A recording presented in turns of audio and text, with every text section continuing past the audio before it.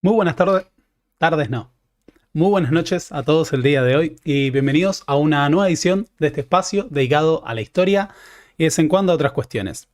El día de hoy nos toca hablar de un tema pendiente que es muy importante para nuestra sociedad, un tema que en lo personal me animo a decir que me interpela y me moviliza mucho. De hecho, trabajando en esto he tenido muchos momentos de sentirme emocionalmente muy atravesado por estas cuestiones.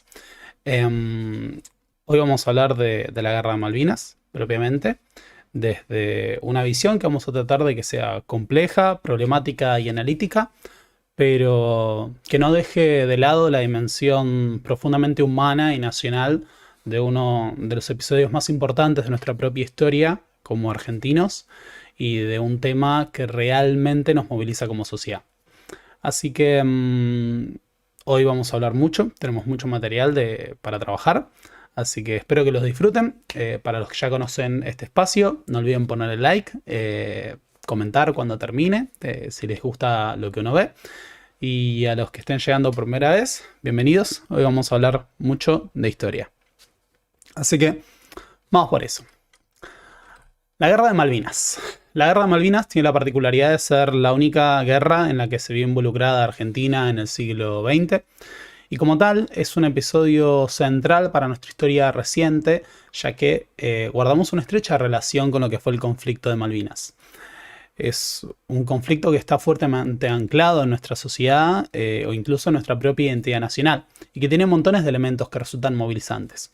Ya, si partimos de la elección de la portada de este video, de esta charla, de esta clase que vamos a tener el día de hoy, tenemos uno de los elementos que hace a su dimensión humana. Y es que uno de los puntos centrales de la Guerra de Malvinas es que su participación estuvo, su desarrollo estuvo marcada por la participación de los soldados conscriptos. Jóvenes argentinos que llevaban adelante el servicio militar obligatorio y que de forma inesperada se vieron involucrados en una guerra a gran escala contra una de las principales potencias militares del mundo. La Guerra de Malvinas es un conflicto que resulta singular por montones de dimensiones. Por un lado, es un conflicto atípico en el marco ideológico de la Guerra Fría. A su vez, fue una de las pocas guerras modernas a gran escala que se desarrollaron en este hemisferio del mundo, en lo que es el continente americano, como una guerra convencional entre estados beligerantes. A su vez, se combatió en condiciones realmente extremas en toda dimensión por las dificultades logísticas que ofrecía el teatro de operaciones. Tenía que ver con una reivindicación nacional del pueblo argentino en un conflicto que estaba marcado por una dictadura de carácter criminal que había tomado el poder en 1976 y que sin embargo llevó adelante una acción audaz al recuperar las Islas Malvinas, movilizando un sentimiento de patriotismo que estaba fuertemente anclado en la sociedad argentina, porque como veremos, Malvinas es un tema que precede a la propia dictadura y a la guerra del 82 y que estaba muy presente en el discurso y en el debate político argentino. Sin embargo, a pesar de que la dictadura no tomó las Islas Malvinas con el objetivo de ir a una guerra a gran escala y manejaba la postura de que sería posible lograr una salida negociada al conflicto, Gran Bretaña respondió con una movilización masiva que llevó a la principal guerra que tendría lugar en el pasado reciente en el hemisferio occidental, en el continente americano. Y en esa guerra entre una superpotencia militar con capacidad nuclear y un país del sur del mundo, de Sudamérica, tendríamos el resultado que uno podría esperar, pero que sin embargo no era el único posible. Y sobre esto vamos a hablar algunas cuestiones. La Guerra de Malvinas tuvo el desenlace que todos ya conocemos y sin embargo hay montones de temas que quedan pendientes de Malvinas. Hay temas que quedan pendientes por la cuestión del reclamo de soberanía todavía vigente de Argentina, por el gran problema que representa al día de hoy seguir realizando los procesos de identificación de los caídos argentinos en un territorio que sigue ocupado por una potencia extranjera, y porque a su vez Malvinas nos enfrenta a montones de problemáticas a la hora de analizar un conflicto que fue atípico, como decíamos, por montones de cuestiones, y que para nosotros como sociedad, además de ser sumamente movilizante, representa también una agenda pendiente en el sentido del análisis que hacemos de nuestro pasado reciente. Así que el día de hoy la propuesta es hablar de la Guerra de Malvinas en un video que posiblemente sea típico respecto a mucho del material que hay al respecto, pero que está basado en un trabajo muy a conciencia de alguien para quien el tema es muy importante. Así que, partiendo de ese punto, quiero señalar una obviedad, y es que yo soy argentino y para mí las Malvinas son argentinas. Y en ese sentido hay muchos problemas marcados por la cercanía que uno siente con el tema y todas las banderas históricas que representa. Y las Malvinas son argentinas por montones de argumentos sólidos. Podemos partir del hecho de que las Malvinas geológicamente es una extensión del territorio patagónico. Podemos señalar también que a partir del principio Uti Possidetis Iuris, nosotros tenemos un reclamo histórico de soberanía sobre las islas que se asienta hasta nuestra declaración de independencia cuando rompemos con el Imperio Español. La usurpación de las Islas Malvinas fue un proceso violento.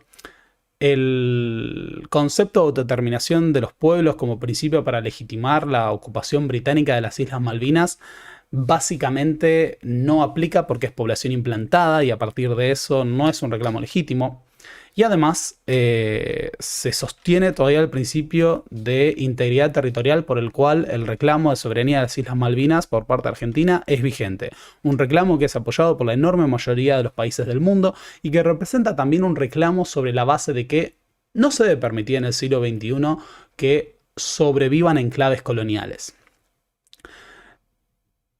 Y con todo eso dicho, ¿no? Y sobrando los argumentos y el tema de la discusión sobre el debate de la soberanía argentina sobre las Islas Malvinas, que si quieren podemos retomar en otro momento, quiero plantear el abordaje de este video desde el punto de partida de que me voy a proponer hacer un análisis problemático y analítico. Dejando todo eso asentado, vamos a tratar de analizar esto con alguna, entre comillas, objetividad, o al menos tratando de no dar explicaciones simples a problemas complejos.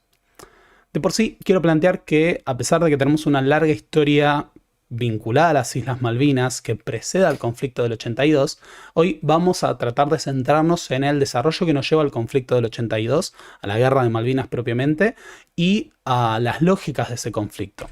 Pero dejarles planteados que además de ese conflicto en 1982, en este canal hay un video, uno de los primeros que se hizo allá hace 3 años prácticamente, sobre la historia conjunta de las Islas Malvinas y Argentina.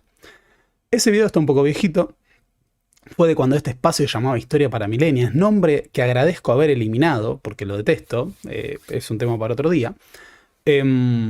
Pero que vamos a reeditar en junio cuando sea un nuevo aniversario de lo que es la efeméride del Día de Reafirmación de los Derechos Argentinos sobre las Islas Malvinas. Vamos a reeditar este video para hacer una historia general de las Islas Malvinas y Argentina.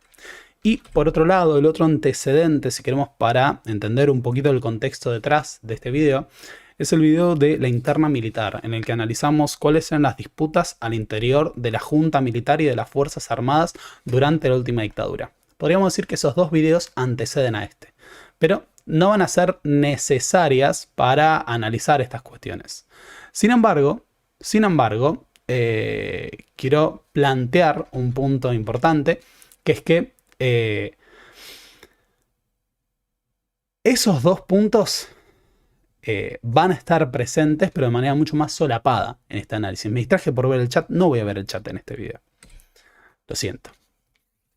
Así que bien, hay que empezar señalando que el conflicto de las Islas Malvinas, la Guerra de Malvinas, es un conflicto atípico por varias cuestiones. Para empezar, por su cercanía es un conflicto en el cual a la hora de hacer cualquier análisis se mezclan dos grandes dimensiones o dos grandes visiones sobre el pasado. Una es la historia y la otra es la memoria. La historia, como sabemos, o como calculo que sabemos, es básicamente la disciplina de carácter científico, o la humanidad, o la ciencia, que se dedica al estudio del pasado. Y sus análisis son el producto de el análisis de las fuentes, el análisis del discurso de los protagonistas, la constatación de esos discursos con las fuentes y una variedad de elementos multidisciplinares para aproximarnos a ese pasado y realizar un análisis que pretende cierta objetividad, no necesariamente es totalmente objetivo o totalmente imparcial, pero que busca llegar a conclusiones que sean analíticas y problemáticas. Y por otro, la memoria, ¿no? La representación que hacemos como sociedad del pasado y de ciertos acontecimientos, sobre todo este tipo de acontecimientos que están fuertemente anclados en nuestra propia identidad o en nuestra propia emocionalidad al ser una causa nacional. Y a su vez, el gran problema que supone la diferencia entre la memoria social o la memoria nacional y la memoria individual.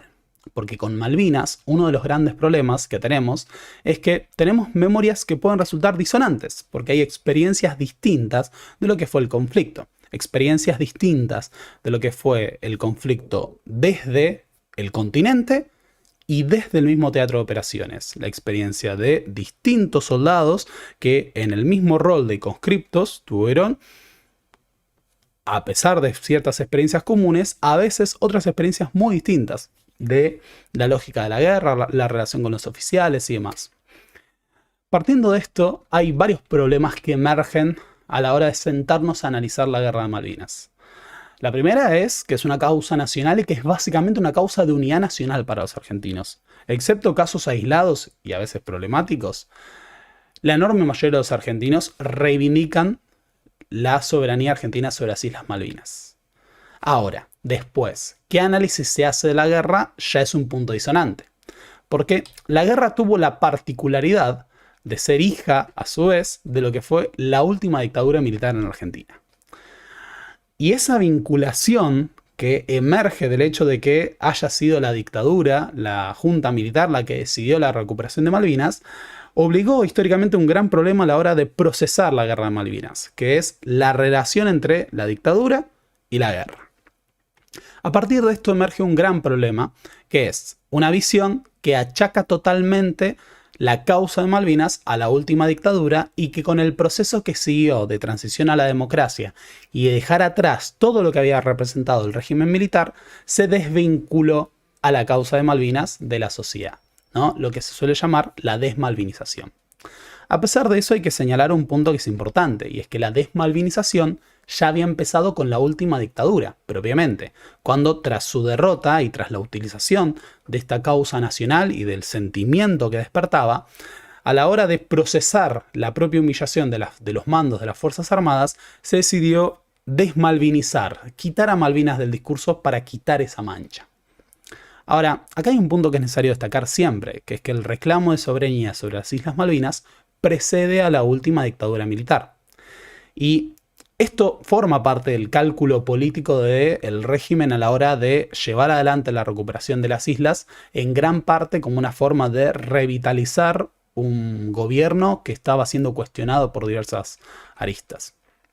Ahora, si queremos separar a la guerra de Malvinas del régimen militar, todavía tenemos otra gran problemática, que es la participación en la guerra de figuras que estuvieron estrechamente vinculadas a los años de la represión militar o lo que también se ha denominado el terrorismo de Estado. Y acá tenemos otro gran problema, ¿no? Que es que, por ejemplo, cuando apareció Astiz rindiendo las Islas Georgias a las fuerzas británicas, muchos reconocieron el rostro de una persona que a través de la utilización de la inteligencia de la Armada había participado en el secuestro, tortura, asesinato y desaparición de personas, incluidas mujeres indefensas. ¿Cómo hacemos entonces para desvincular totalmente esa cuestión? Y ahí está el punto, a veces es complejo. La causa de Malvinas es independiente de la dictadura, pero necesariamente al tratarse de una guerra impulsada por las Fuerzas Armadas bajo un régimen militar, vamos a encontrar siempre estos elementos de la presencia de este tipo de figuras. De hecho, el propio comandante militar en tierra en Malvinas, Mario Benjamín Menéndez, era uno de los oficiales protagonistas del Operativo Independencia. Pero a su vez tenemos la otra dimensión, porque no podemos achacar totalmente a la experiencia de los represores lo que fue la participación en el combate, ¿no? Durante la Guerra de Malvinas. Porque básicamente el 70% de los soldados movilizados en la Guerra de Malvinas eran conscriptos, jóvenes argentinos que llevaban adelante el servicio militar obligatorio y que llevaron la parte principal de la lucha, por ejemplo, en tierra, pero ampliamente fueron la principal fuerza movilizada. Pero también de la figura del conscripto que combate nos aparece otro gran problema, que es cómo representamos en nuestra memoria y en nuestro análisis discursivo y analítico histórico la figura del conscripto. De hecho, al día de hoy hay montones de debates cuando surge el momento del homenaje de si utilizar la palabra excombatiente, combatiente, veterano. Ya en ese punto, porque muchos de los veteranos de la Guerra de Malvinas señalan: nosotros no somos excombatientes, porque para nosotros la lucha por Malvinas nunca terminó. Ahora vamos a retomar esta cuestión. Pero uno de los puntos que emerge es: muchos de estos jóvenes simplemente realizaban el servicio militar obligatorio, que en su condición de obligatorio no representaba una elección. Aunque eso no quiere decir que todos fueron obligados. De hecho, hubo muchos voluntarios en la Guerra de Malvinas. Pero de ahí emerge un debate que es el famoso debate que surge cada 2 de abril entre si fueron víctimas de la dictadura o si fueron héroes, ¿no? Como si eso en realidad fuera totalmente dicotómico. Porque ahí, ¿no? Esto, me olvidé de señalar una cuestión. Este video va a estar muy basado en los trabajos de Federico Lorenz, pero también aportes del Museo Malvinas, del informe Rattenbach y demás. Pero bueno, Federico Lorenz tiene 2 libros que son la principal bibliografía que se utilizó para elaborar esto, que es Las guerras por Malvinas y Malvinas, una guerra argentina. Hay un gran problema con presentar este blanco-negro. O los conscriptos fueron víctimas absolutas de la dictadura y no se les puede reconocer ninguna agencia en su rol de combatir en la guerra, o simplemente fueron héroes y no hubo ninguna situación problemática vinculada a la coerción militar en su movilización para la guerra. Y lo cierto es que, como todo, la experiencia de los conscriptos fue un espectro marcado por montones de situaciones diversas. Los conscriptos enfrentaron situaciones de abusos, de condiciones extremas en el campo de batalla, fueron víctimas de la inoperancia de los propios mandos militares y de las condiciones extremas a los que los sometieron, y a su vez, montones de ellos participaron con arrojo en la Guerra de Malvinas. Un tema problemático para esto, ¿no? Y que emerge de esta relación entre memoria e historia, es por ejemplo el debate que generó la película Iluminados por el Fuego. De hecho, este año se cumplen 20 años de la película Iluminados por el Fuego, que fue una película que generó montones de debates en torno a la experiencia de los soldados en la Guerra de Malvinas. Para aquellos que no vieron Iluminados por el Fuego, básicamente la película, protagonizada por Gastón Pauls, muestra muchas de las partes menos románticas de la guerra propiamente, ¿no? Los abusos de los oficiales, la idea de muchas veces los soldados presentados como víctimas de la última dictadura militar, los conscriptos aterrados en el campo de batalla, pero también protagonizando momentos de valor. Y lo cierto es que la película estuvo basada en el trabajo autobiográfico de Edgardo Esteban, Iluminados por el Fuego, quien recoge su experiencia en la Guerra de Malvinas como conscripto.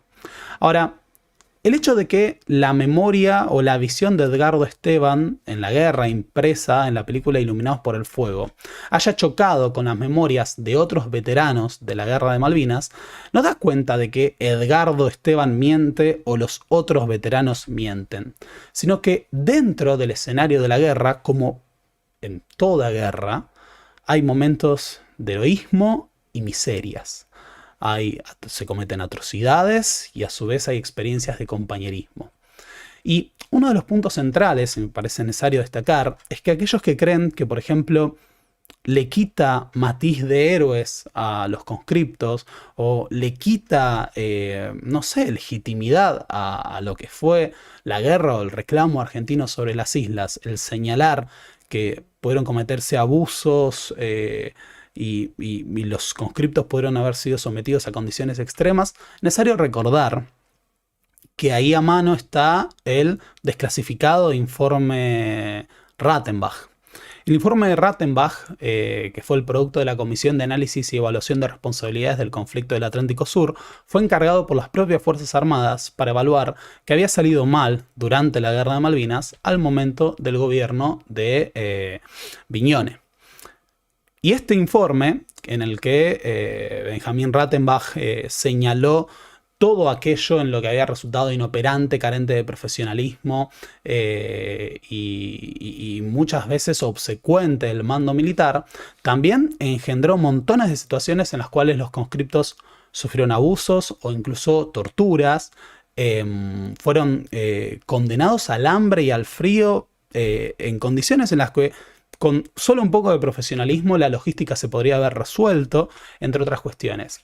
Y es importante señalar esto porque esta comisión de investigación la hizo la propia Junta Militar, se hizo apenas terminó el conflicto, se llevaron adelante montones de entrevistas a soldados que habían participado y como los resultados fueron totalmente negativos para la evaluación de la propia Junta Militar, se decidió clasificar. Fue cerrado y recién fue abierto durante la democracia en la década del 2010. O sea que hace menos de 20 años que contamos con el informe Rattenbach, de hecho hace menos de 15, a pesar de que es un documento que se elaboró finalizada la guerra.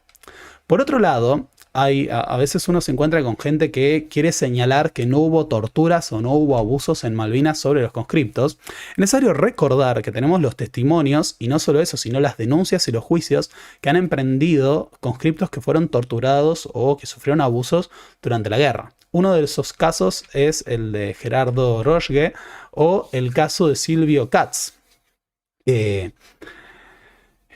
Incluso hubo conscriptos que fueron picaneados con cables de teléfonos durante la guerra, entre otros que fueron condenados al hambre, estaqueados, abusados, obligados a comer entre excrementos y otras situaciones. Ahora, y por las dudas, hay que destacar que en este preciso momento, y estas noticias son recientes, quedó justamente en manos de la Corte Suprema de Justicia la evaluación, ¿no?, y el juicio sobre las denuncias por crímenes de tortura y abusos cometidos sobre conscriptos durante la última dictadura y en la Guerra de Malvinas. Ahora, con todo esto hay que entender algo, y es que, como en toda guerra, tenemos un espectro de experiencias distintas. Y en Malvinas tuvimos actos de heroísmo y tuvimos miserias muchas veces. Y a su vez hay casos de conscriptos que encontraron en sus oficiales una figura cuasi paternal encargada de cuidarlos y que destacaron esto. Y esto no solo queda para el campo de los conscriptos, también hubo soldados que vieron en sus oficiales y otros oficiales que denunciaron los abusos que cometían algunos que habían quedado todavía moldeados por la lógica que había tenido el poder militar en Argentina.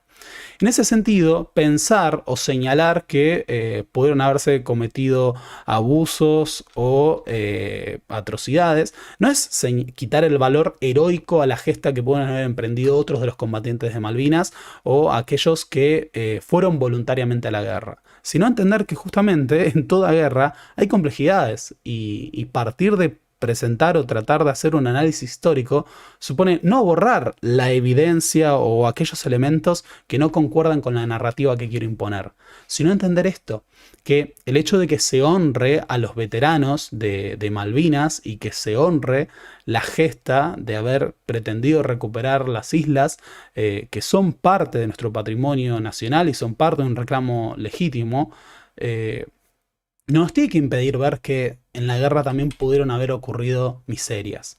Que así como tuvimos experiencias de frío, abuso, sufrimiento, también hubo experiencias de compañerismo en las condiciones más adversas.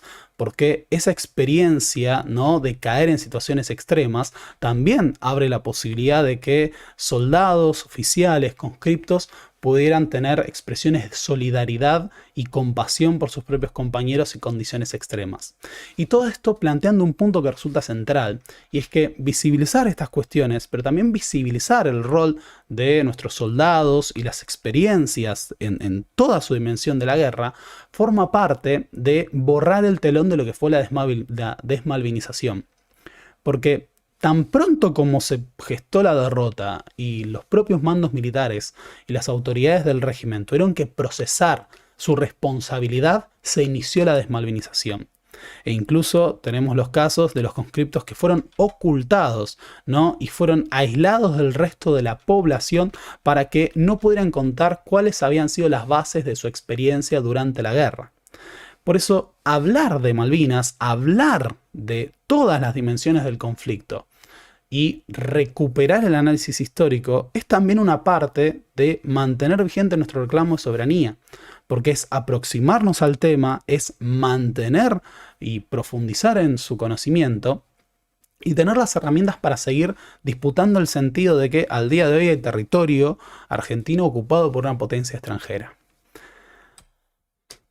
Por todo esto es problemático también tratar de hacer un análisis de un tema al que a uno lo moviliza y que es muy difícil a veces, pero manteniendo la memoria de las diversas experiencias de los veteranos que combatieron en Malvinas y entendiendo todas las complejidades de lo que supone y la necesidad de mantener vigente el homenaje a su lucha y al hecho todavía presente de que los cuerpos de aquellos caídos en Malvinas están en territorio argentino ocupado por una potencia, es que tenemos que mantener vivo el discurso del debate sobre Malvinas. Pero bien, si queremos entender cómo llegamos a la guerra de Malvinas, ¿no? Y quiero remarcar que vamos a hacer otro video, como hicimos en su momento, sobre toda la historia de la relación entre Argentina y Malvinas, en otro momento, como ya hicimos. Pero si queremos entender el escenario concreto que nos lleva a la guerra de Malvinas del 82, tenemos que recuperar algunos elementos de lo que fue la última dictadura militar. La última dictadura, también llamada el proceso de reorganización nacional por las propias autoridades, vio la toma del poder por parte de una junta militar, integrada por tres figuras: Agosti, Macera, Videla. Los tres comandantes en jefe de las Fuerzas Armadas. Ahora, siempre a lo largo de la historia de la politización de las Fuerzas Armadas, hubo internas entre los mandos militares, diferencias de corte programático e ideológico. Por ejemplo, el enfrentamiento Videla y Macera. La última dictadura no fue ajena a esos conflictos. Y de hecho, uno de los temas que aparecía problemático era la relación entre lo que llamaba el tercer hombre. Se suponía que habría una junta de comandantes, integrada por los tres comandantes de las fuerzas, y a su vez una tercera figura que sería el presidente. Pero Videla tuvo la particularidad, en la primera parte de la dictadura, en los primeros años, de compartir los dos cargos. Era el presidente de la Argentina y seguía siendo comandante en jefe del ejército. A su vez, el ejército también tenía sus divisiones. Dentro de las Fuerzas Armadas se solía señalar que a veces se hablaba de tres grandes grupos: los moderados, liderados por Videla y otras figuras; los duros, representados por los señores de la guerra y aquellos que dirigían las operaciones en los campos de exterminio; y los democráticos, o a veces se dice los politicistas, dirigidos por generales como Viola, los que buscaban una transición democrática. Ahora, Videla representó en algún momento, aunque suene muy difícil de procesar a veces, a el bando de los moderados. Igual todos ellos compartían la idea de la guerra contra la subversión. Y fue el dictador militar que más tiempo gobernó en el siglo XX argentino, ya que él concretó lo que serían 2 mandatos en la lógica en que pensaba la propia junta militar. Los años del gobierno de Videla fueron los que estuvieron marcados por la parte más cruenta de la represión militar. De hecho, dentro de esos 5 años, sobre todo los primeros 3, del 76 al 78, fueron los más cruentos en los que la represión alcanzó al mayor número de víctimas. De hecho, sobre esa base, ¿no?, en la que se montaron cientos de centros clandestinos de detención y las Fuerzas Armadas habían diagramado su doctrina militar para pensar en una guerra interna en vez de una guerra contra enemigos en el exterior, es que se gestó también la visión de la guerra que tenían las Fuerzas Armadas, que terminaron yendo a Malvinas. Ahora, justo cuando se estaba agotando la cuestión de la guerra contra la subversión y el impacto que tenía, es que se produce el conflicto fronterizo con Chile. En diciembre de 1978 se produce la Operación Soberanía, que emerge a partir del conflicto por el Canal de Beagle. El canal de Beagle, territorio que fue disputado por Chile y Argentina al menos desde finales del siglo XIX, era un escenario para la rivalidad geopolítica entre el régimen de Videla y el régimen de Pinochet. Ambos regímenes, que habían tenido una coincidencia ideológica en su sesgo anticomunista y en su cruzada contra las izquierdas en sus propios países, incluso cooperación en materia de represión a nivel internacional, se vieron de repente divididos por este conflicto de límites territoriales entre Argentina y Chile, lo que llevó a una movilización militar e incluso un escenario de escalada que podría, aunque no lo hizo, haber desembocado en una guerra. Ese operativo Ese operativo emergió a partir del conflicto del Canal de Beagle, sentaría un conflicto fronterizo que durante los próximos años se convertiría en una amenaza latente de guerra entre Argentina y Chile, que movilizó enormes recursos materiales y personal militar al Canal de Beagle ante la perspectiva de que una guerra con Chile era inminente. Este tema es central para pensar la Guerra de Malvinas, porque al momento en el que se va a iniciar la Guerra de Malvinas en 1982, Argentina estaba todavía atravesada por la movilización militar para el Canal de Beagle. Y en ese sentido había una hipótesis que asustaba terriblemente a los militares durante la guerra, que era tener que enfrentar un conflicto en dos frentes en paralelo contra Chile y contra el Reino Unido. Sin embargo, Videla cedió el poder a el comandante en jefe del ejército, ¿no?, que asumió el rol con la renovación de la Junta de comandante en jefe, y Videla pasó a ser el tercer hombre, que fue justamente Roberto Viola, quien planteó una transición democrática y una apertura política. Durante el gobierno de Viola se relajaron ciertos niveles de la represión, se permitió cierta participación renovada en los medios de comunicación, incluso de los partidos políticos, y se buscó un acercamiento que permitiera relegitimar al gobierno.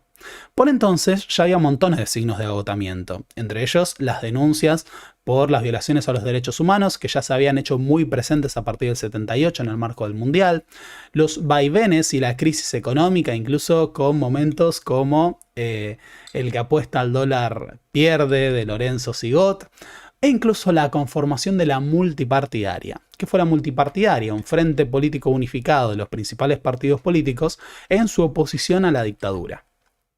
En este marco, a su vez, el Frente Sindical, que ya estaba abierto desde la época de Videla, empezó a tomar renovada importancia a partir de lo que fue el liderazgo de Saúl Ubaldini, dirigente sindical peronista, que llevó adelante planes de lucha contra la dictadura. Ahora, la apertura democrática o el intento de apertura democrática que intentaba Viola y esa transición, que incluso podía llevar al fin del gobierno militar para algunos, era una perspectiva que no gustaba a todos los miembros de las Fuerzas Armadas. Sobre todo al sector, ¿no?, que es reconocido como el sector de los duros, ¿no? Los duros, o el ala dura de las Fuerzas Armadas, así como había cuestionado a Videla y lo consideraba demasiado moderado en la represión, también cuestionaba a Viola y su acercamiento a los partidos políticos. Entre los generales, ¿no?, y entre los dirigentes militares del sector de los duros que cuestionaban el rol de Viola, estaba Galtieri. Leopoldo Fortunato Galtieri había asumido como comandante en jefe del ejército, porque Viola era el tercer hombre, ¿no?, en ese esquema en el cual teníamos a los tres comandantes que integraban la Junta y al presidente. Como tal, Leopoldo Fortunato Galtieri se veía a sí mismo como un general al estilo norteamericano. Incluso muchos de sus seguidores lo vinculaban a la figura de Patton, por ejemplo. Este era uno de los cuadros militares que había apoyado la cooperación militar entre Argentina y Estados Unidos. En 1979 se produce el triunfo de los sandinistas en Nicaragua, una revolución que amenazaba, ¿no?, con seguir dándole fuerza a los movimientos insurreccionales armados en América Latina. En ese escenario se produce una situación de cooperación militar entre Argentina y Estados Unidos en Centroamérica. Durante finales de los años 70 y principios de los años 80, las Fuerzas Armadas argentinas colaboraron con el proyecto militar estadounidense y lo que llamó las guerras secretas de la CIA en Nicaragua, pero también en El Salvador e incluso en Honduras y otros países. Así, tuvimos a miembros de las Fuerzas Armadas que incluso de forma irregular e ilegal establecieron presencia en El Salvador, en Nicaragua, y por ejemplo en Nicaragua los militares argentinos cooperaban con los contras, los grupos paramilitares terroristas de extrema derecha que enfrentaban a los sandinistas. Y en El Salvador asesoraban a los militares que participaban formando escuadrones de la muerte y represión. Esto formaba parte, ¿no? Como ven, acá podemos ver, manifiesto su amplia satisfacción y favorable impresión causada por el teniente general Galtieri durante su entrevista mantenida en Estados Unidos recientemente, lo que el señor comandante en jefe mostró profundo reconocimiento de los problemas salvadoreños, ¿no? Esto formaba parte de una estructura de los servicios de inteligencia que hoy en día está bastante demostrada, que tenía que ver con el grupo de actividades exteriores del Batallón de Inteligencia 601 del Ejército, que como tal tenía participación en conflictos más allá de las fronteras argentinas. De hecho, hubo una historia que en algún momento habrá que analizar, que fue incluso el intento de cazar a la cúpula de Montoneros por fuera de las propias fronteras de Argentina, en el exterior. Ahora, esta serie de actividades que fortalecían la cooperación militar entre el Estados Unidos de Ronald Reagan a partir de los 80 y el régimen militar argentino, era una de las patas de los duros, de figuras como Galtieri. Galtieri era uno de los que representaba a la línea dura del ejército que apoyaba las guerras de Estados Unidos en Centroamérica. Y en este sentido, esa cooperación y esa vinculación al proyecto estadounidense, así como el apoyo a la represión, volver a un esquema de menor participación política, era uno de los puntos que defendían los duros.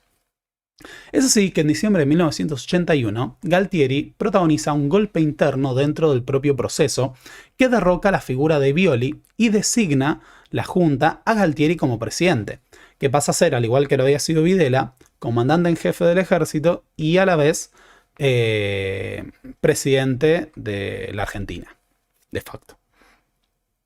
Ahora, así vamos a tener al anteúltimo dictador militar argentino, que como tal llega también al poder, no solo representando este proyecto de los duros y buscando fortalecer lo que es la vinculación militar entre Estados Unidos y Argentina, sino también a partir de un acuerdo que tuvo que desarrollar con los otros comandantes de las Fuerzas Armadas. En este sentido, la llegada al poder de Galtieri está basada en un acuerdo con los comandantes de la Fuerza Aérea y los comandantes de la Armada, que tenían sus propios proyectos políticos. El comandante de la Fuerza Aérea era Basilio Lamidoso y la figura que nos interesa para esto es el comandante de la Armada, el almirante Isaac Anaya. Anaya negoció su apoyo al golpe interno de Galtieri con un objetivo particular. Como tal, Anaya planteaba que la Armada iba a apoyar una toma del poder por parte de Galtieri si éste daba luz verde a un proyecto que ya se había presentado a Galtieri en diciembre de 1981, que era el proyecto que tenía la Armada de la recuperación de las Islas Malvinas. Hay que decir que para entonces Malvinas era una causa nacional fuertemente asentada. Y dado que la Armada tenía justamente su área de influencia en los asuntos vinculados a la Antártida, al Atlántico Sur, Malvinas era un tema que convocaba de manera contundente a los oficiales y a los almirantes de este arma. Ahora, para 1981 hay un tema que preocupa a gran parte de los argentinos y a lo que es el reclamo de soberanía sobre las Islas Malvinas, que era el hecho de que se estaba en la antesala de lo que sería el aniversario número 150 de la usurpación de las islas, que había tenido lugar en enero de 1833. Uno de los puntos que se temía es que los 150 años de usurpación puedan ser utilizados por el Reino Unido para asegurar y consolidar su ocupación militar de las islas. Y en ese sentido, de lo que se trataba era de buscar una solución a este problema antes de ese aniversario. Ahora, para entonces, un tema que no se suele mencionar lo suficiente y que ha sido muy trabajado por el amigo Juan Rattenbach, secretario del Museo Malvinas, es la relación que se había desarrollado entre Argentina y Malvinas en los años previos a la guerra. De hecho, el primer aeropuerto como tal que se estableció en las Islas Malvinas fue un aeropuerto construido por Argentina. Y esto formaba parte de un acercamiento político, diplomático y económico que había tomado muchísima fuerza a partir de los años 60. Si nosotros nos paramos en 1970, por ejemplo, había vuelos entre Argentina y las Islas Malvinas.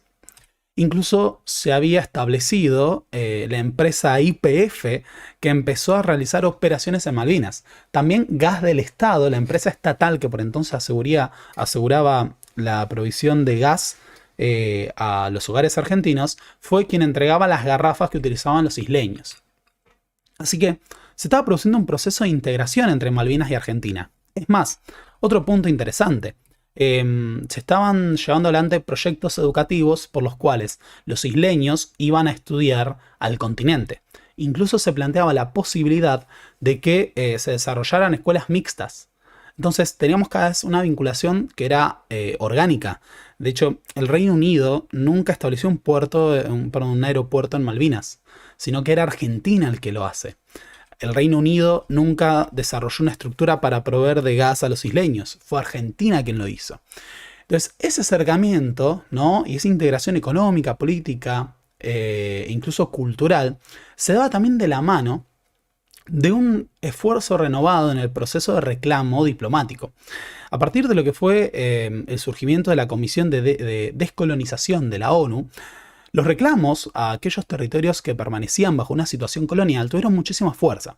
Durante el gobierno de Arturo Illia se produjo el alegato Ruda de José María Ruda en 1964, que culminó en la resolución 2065 de la ONU en 1965.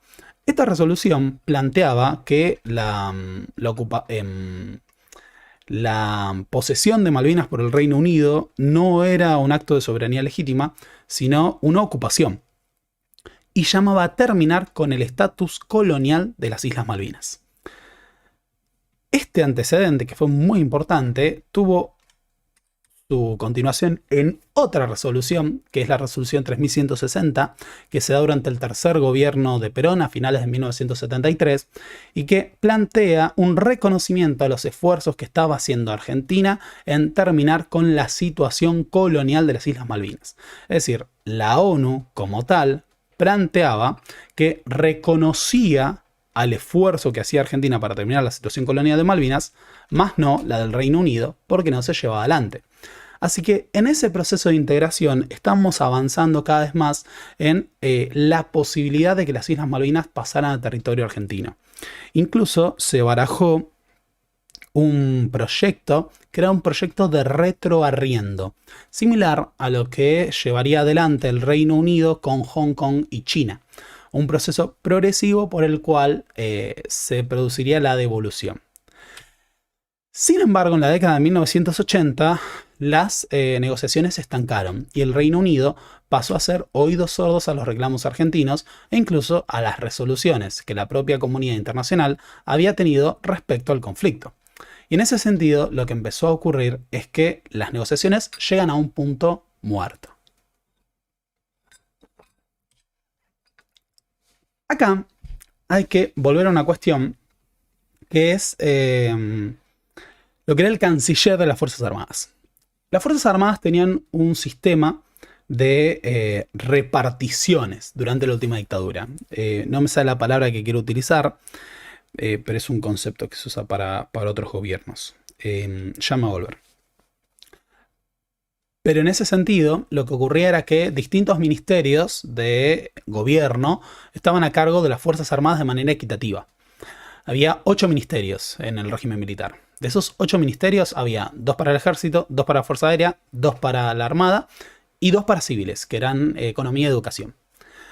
La Armada tenía lo que era la Cancillería, o sea, las relaciones exteriores. Y al momento de la Guerra de Malvinas, en la previa de la Guerra de Malvinas y durante la guerra, el representante de la Cancillería es Nicanor Costa Méndez, que es un representante de la Armada.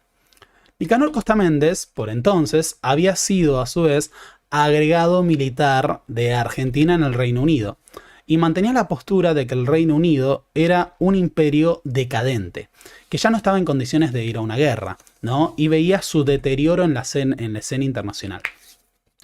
Ahora, En este sentido, Nicanor Costa Méndez y su vinculación con Isaac Anaya lo que permitía era cierto vínculo con la realidad política del Reino Unido que le permitió concluir a las Fuerzas Armadas que en ese estado de imperio decadente y en el proceso de desarme que estaba llevando adelante, que ahora vamos a retomar, la Royal Navy, no cabía esperar una respuesta del Reino Unido ante una recuperación de las Islas Malvinas.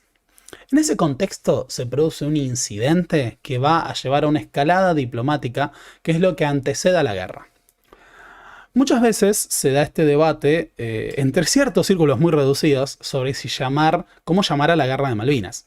Porque en general uno habla de la guerra de Malvinas y ya, pero hay algunos que hablan del conflicto del Atlántico Sur o la guerra del Atlántico Sur.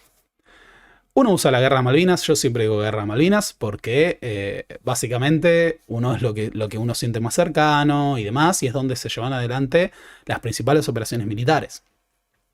Pero lo cierto es que el término de conflicto del Atlántico Sur también tiene mucho sentido por otro lado, y es que uno de los disparadores del conflicto, y también el teatro de operaciones, abarcó a las Islas Georgias. Y también, obviamente, porque fue un conflicto que afectó a toda la región en sí. Las Islas Georgias, que fueron un territorio posteriormente ocupado por el Reino Unido con posterioridad a lo que fue la toma de Malvinas, fueron el escenario de un conflicto diplomático que se conoce como el incidente del Puerto Leyte. Un buque chatarrero argentino, en marzo de 1982, se desplegó en las Islas Georgias para llevar adelante algunos trabajos. Ahí había una serie de empresas del Reino Unido que llevaban adelante la explotación y algunos trabajos en las islas. Y este buque argentino va a llevar adelante un desmonte, ¿no?, de unas máquinas. Y lo que ocurre es que durante su estadía en las Islas Georgias despliegan banderas argentinas. Y esto lleva acá a un conflicto diplomático entre Argentina y el Reino Unido. Por entonces, Rex Hunt, gobernador de lo que los ingleses llaman las Falklands Island, el gobernador británico de las Malvinas ocupadas, denuncia a este buque chatarrero y plantea que esto es una operación de Argentina para disputar la soberanía de las islas. Y pide ayuda al Reino Unido. Le piden al Reino Unido el envío de un buque militar para desalojar a los chatarreros argentinos.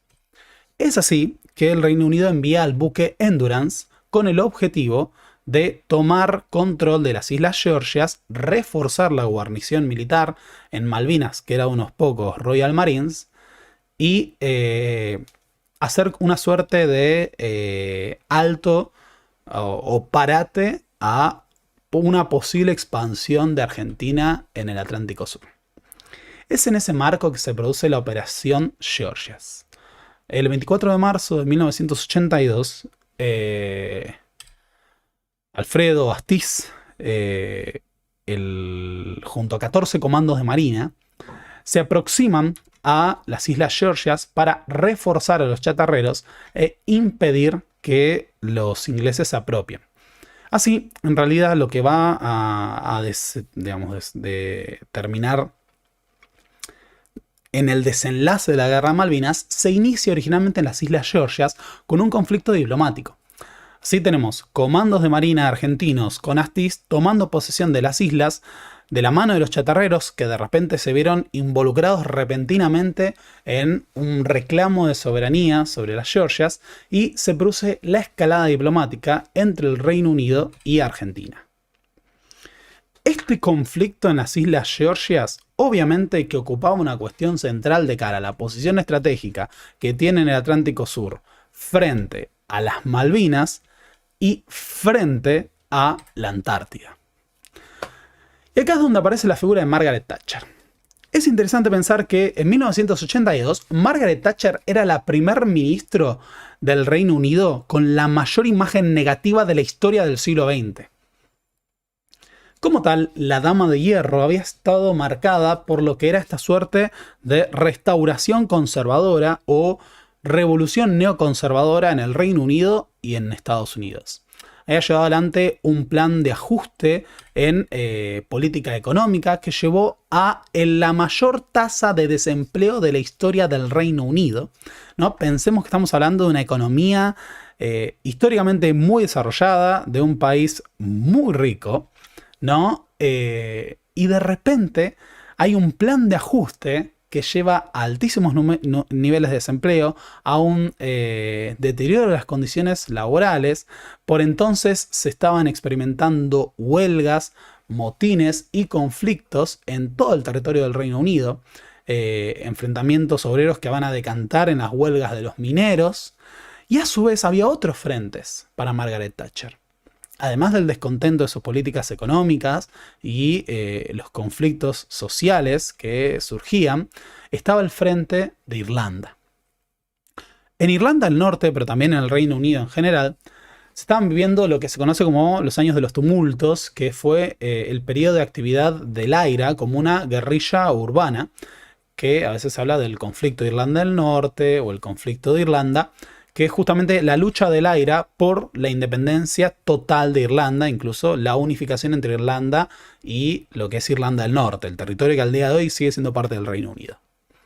El IRA mantuvo una lucha a muerte con Margaret Thatcher y de hecho la antesala de la Guerra de Malvinas está marcada por esa escalada en el conflicto, lo que va a explicar, por ejemplo, el apoyo del IRA a la causa de Malvinas. En ese escenario de guerra de baja intensidad en Irlanda, la figura de Thatcher a su vez estaba afrontando otro tema, que era el desmantelamiento de la estructura de la Royal Navy.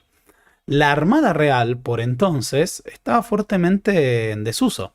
Pensemos que el Reino Unido, que había sido una importante potencia militar, seguía siendo una importante potencia militar, pero había llegado a ser el imperio colonial más grande del mundo, había pasado a un segundo plano a partir de la Segunda Guerra Mundial con el ascenso de Estados Unidos y el escenario de la Guerra Fría.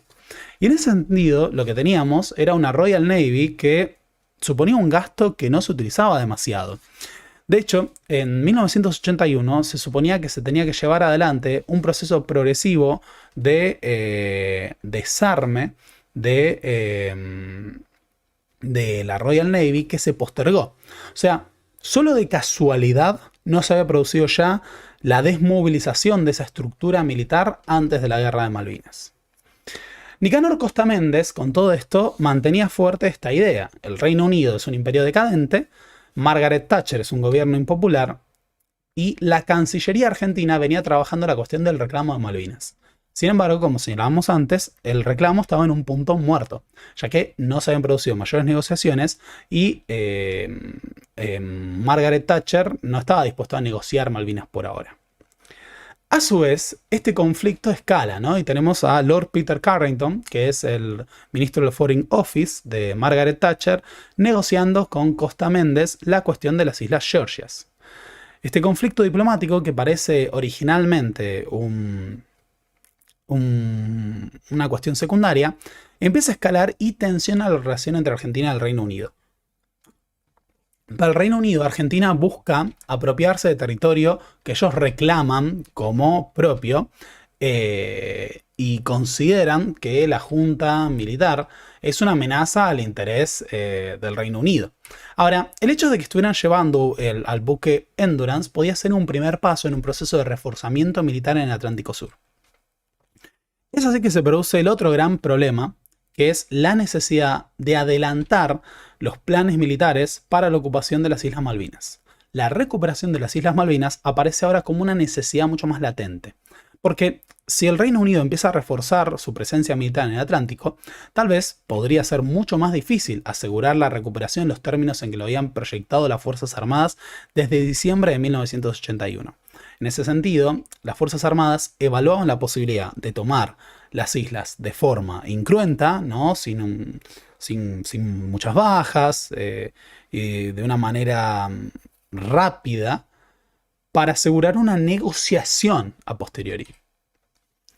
Es así que va a tomar forma la Operación Rosario, que originalmente se había pensado para mayo con otros preparativos o incluso para la primavera, pero debe adelantarse a abril de 1982. Sin embargo, el desembarco que va a tener lugar el 2 de abril se empieza a desarrollar a partir del 28 de marzo. Los preparativos incluyen a miembros de la Armada, del Ejército y otras fuerzas que se despliegan desde las bases militares que rodean lo que es la costa sur del Atlántico. Y a pesar de que uno piensa en la Patagonia, las operaciones que van a terminar en lo que es la Operación Rosario durante la Guerra de Malvinas llegaban incluso hasta la base de Bahía Blanca. Ahora, estos preparativos ya estaban en marcha desde el 28 de marzo de 1982, antes de que se produzca el acontecimiento que a veces se ve como el disparador o como un elemento central para pensar lo que es el inicio de la guerra, que es la Marcha de Paz, Pan y Trabajo. Saulo Gualdini, el principal dirigente sindical peronista en este proceso de enfrentamiento con la dictadura, había convocado la Marcha de Paz, Pan y Trabajo de la CGT el 30 de abril de 1982.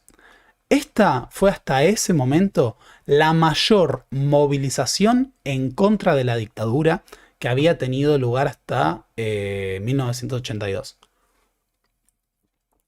Durante la Marcha de Paz, Pan y Trabajo, decenas de miles de personas salieron a las calles con la consigna "Luche y se van".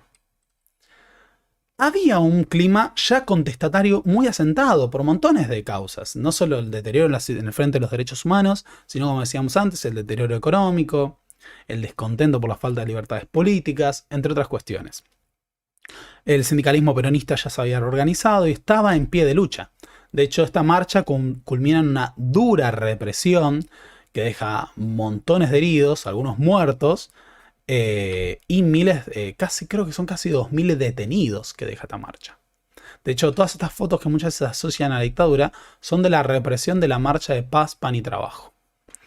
Así que lo que parecía gestarse, ¿no?, era un clima en el que los intereses de la dictadura, el apoyo de la población no estaban ya muy firmes. Y acá es donde se produce el gran contraste, ¿no? El 31 de marzo de 1982, La Nación publicaba sobre los violentos incidentes en la zona céntrica. Y para entonces ya estaba en marcha el operativo Rosario. Esa operación Rosario, que empezó a gestarse el 28 de marzo, vio el desplazamiento de miles de hombres, equipo militar, transportes anfibios, buques, al Atlántico Sur, con un objetivo que empezaba a aparecer incluso en los medios de comunicación: la inminente recuperación de las Islas Malvinas. Así, el contingente terminaría coincidiendo en Tierra del Fuego antes de salir a recuperar las Islas Malvinas. Tierra del Fuego va a ser la principal provincia involucrada en el escenario del conflicto del Atlántico Sur casi en toda dimensión, desde el plano militar y desde el plano logístico. Así, miles de hombres estaban camino a tomar las Islas Malvinas mientras se producían negociaciones. La crisis diplomática, ¿no?, con el Reino Unido ya estaba acentuándose antes de la repentina toma de Malvinas. Y para muchos, esta crisis iba a decantar en algún conflicto, pero no se imaginaba en una guerra a gran escala. Eso no estaba ni en la hipótesis del Reino Unido, ni siquiera en la hipótesis de Argentina, porque acá entraba el triángulo de la negociación: Galtieri, Reagan, Thatcher. La diplomacia de Reagan, Galtieri y Thatcher en todo el periodo que rodea la guerra es un elemento central para pensar el desenlace final. Galtieri estaba convencido, justamente por el apoyo que había dado la cooperación militar entre Argentina y Estados Unidos, que Reagan iba a apoyar el reclamo de Argentina, incluso darle apoyo militar en la guerra. En este punto hay una actividad incesante en las cancillerías del Reino Unido, Argentina y Estados Unidos en este periodo. Thatcher ya veía venir esta posibilidad de una escalada, y el 1 de abril, piensa en esto, 1 de abril, antes de la toma de las Islas Malvinas, ya se estaban movilizando fuerzas para pensar la recuperación. Acá me hice una corrección que sí, es cierto. Tierra del Fuego todavía no era una provincia, uno dice provincia, pero no era una provincia, era un territorio nacional, y va a pasar a ser provincia con la Constitución del 94 durante el menemismo. Por ahora, territorio nacional de Tierra del Fuego, eso es verdad. Ahora, el punto acá es que hoy en día sabemos Thatcher estaba informada por la inteligencia chilena de los preparativos para la toma de Malvinas. Pensemos que Chile estaba muy en pie de guerra con Argentina por el conflicto del Canal de Beagle y que por lo tanto la inteligencia chilena observaba muy atentamente movimientos de las Fuerzas Armadas Argentinas en el Atlántico Sur, sobre todo en Tierra del Fuego, porque era un territorio que amenazaba el interés de Chile en el Canal de Beagle y su reclamo en la Antártida. En este marco, antes de que estalle la guerra, se produce un llamado telefónico entre Reagan y Galtieri que tiene lugar el 1 de abril de 1982, en el que Reagan le pide, ¿no?, también con conocimientos de parte de la inteligencia estadounidense y chilena, que detenga las operaciones militares de cara a la toma de Malvinas. Galtieri le sostiene a Reagan que ya no se puede detener, que ya está en marcha y que espera el apoyo de Estados Unidos en las islas. Algo que Reagan, por supuesto, no le puede asegurar. De hecho, ese mismo día también Reagan va a terminar comunicándose con Thatcher de cara a lo que es el inminente escenario de conflicto en el Atlántico Sur. Hay un punto acá central, que es que Reagan y Thatcher no solo son aliados históricos por cuestiones de las trayectorias nacionales y políticas de Estados Unidos y el Reino Unido. El Reino Unido es el principal aliado militar de Estados Unidos en el siglo XX. Sino que a su vez, Reagan y Thatcher son grandes aliados ideológicos en esa restauración neoconservadora que tiene lugar en el mundo anglosajón. Así que era casi natural y esperable que Ronald Reagan apoye a Margaret Thatcher, su aliada ideológica, prácticamente amiga, y la cabeza de Estado de gobierno, la jefa de gobierno, del principal aliado militar de Estados Unidos. En ese escenario, de escalada diplomática progresiva, se produce la Operación Rosario. Acá faltó una imagen. Bueno, la Operación Rosario, que en su momento fue dirigida por el contraalmirante Carlos Busser, el contraalmirante Walter Ayara y el general que dirigió las operaciones en tierra, García, va a suponer la recuperación de las Islas Malvinas el 2 de abril de 1982. Esta foto histórica que hemos visto una y otra vez nos muestra la rendición de tres de los pocos Royal Marines que protegían las Islas Malvinas bajo la ocupación del Reino Unido. Como tal, la Operación Rosario se llevó adelante como un desembarco rápido y eficiente. Por entonces, tenemos que recordar que los británicos estaban de cara a reforzar la guarnición de Marines a partir del envío del buque Endurance y que planteaban un refuerzo militar de sus operaciones en la isla. La toma se hizo de una forma muy incruenta. Se desplegaron a miles de combatientes argentinos que rápidamente ocuparon posiciones estratégicas en todo el archipiélago. El único combate de relevancia como tal tuvo lugar en lo que es la casa del gobernador, en lo que es Puerto Argentino, que los británicos llaman Puerto Stanley. Allí tuvo un tiroteo en donde se produjo la primera baja de la Guerra de Malvinas, que fue el capitán Pedro Giacchino. Pedro Giacchino fue la primera baja de la guerra. Dirigió al grupo que asaltó la casa del gobernador, pero rápidamente los Royal Marines se rindieron y las fuerzas argentinas tomaron control del rebautizado Puerto Argentino. Esta foto tuvo un impacto enorme, no solo en Argentina, sino en el mundo. Era ver a efectivos de la Royal Navy, la orgullosa Marina Real, rindiéndose ante las fuerzas argentinas. De hecho, de los testimonios de aquellos que participaron en la recuperación de las islas, hay montones de elementos de emocionalidad. Muchos, cuando desembarcaron, besaban el suelo. Muchos consideraban que estaban formando parte de un episodio central en la historia argentina. Era pasar a ser protagonistas de una recuperación histórica.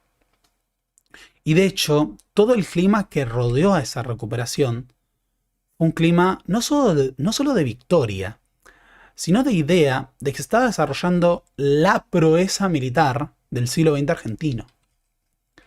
Así que rápidamente la moral se hizo muy fuerte entre los combatientes argentinos, que empezaron a desembarcar progresivamente en las Islas Malvinas. Las Malvinas, una vez más, tenían ondeando el pabellón argentino. El triunfalismo y el heroísmo que se apoderaba del pueblo argentino no tenía antecedentes en el siglo XX. No había habido ninguna gran guerra, y mucho menos contra una potencia militar como Inglaterra. Tan pronto como lleva adelante la Operación Rosario, se lleva el operativo Georgia, la última parte, por la cual las fuerzas que rodean a Astiz llevan adelante la toma de las islas. Así que el 2 de abril de 1982, por primera vez en casi 150 años, se produce el izamiento de la bandera argentina en las Islas Malvinas.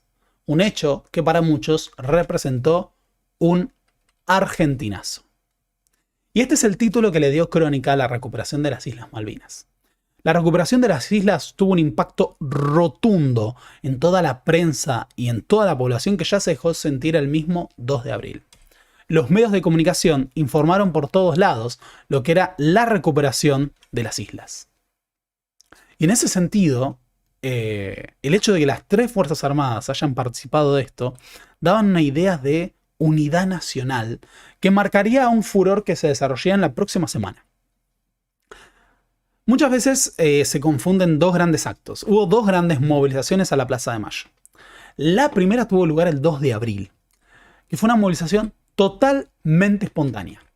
El 2 de abril de 1982, tan pronto como se produjo la toma de Malvinas y se anotició a la población argentina, cientos de miles de argentinos salieron a las calles a celebrar ese argentinazo.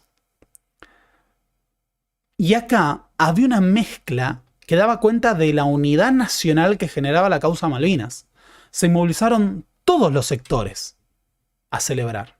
Incluso Galtieri, que no había organizado lo que era la toma de Malvinas, no había organizado el acto, caminó entre la multitud como uno más. Algo que hubiera sido impensable en otro periodo. Videla, solo brevemente, se mezcló en una multitud durante el Mundial del 78 cuando Argentina ganó, que salió de la Casa Rosada y saludó. Pero el hecho de que Galtieri, en un contexto de mucha mayor impopularidad de la dictadura y demás, saliera a las calles de esta manera, daba cuenta de que la causa de Malvinas era un elemento de unidad nacional.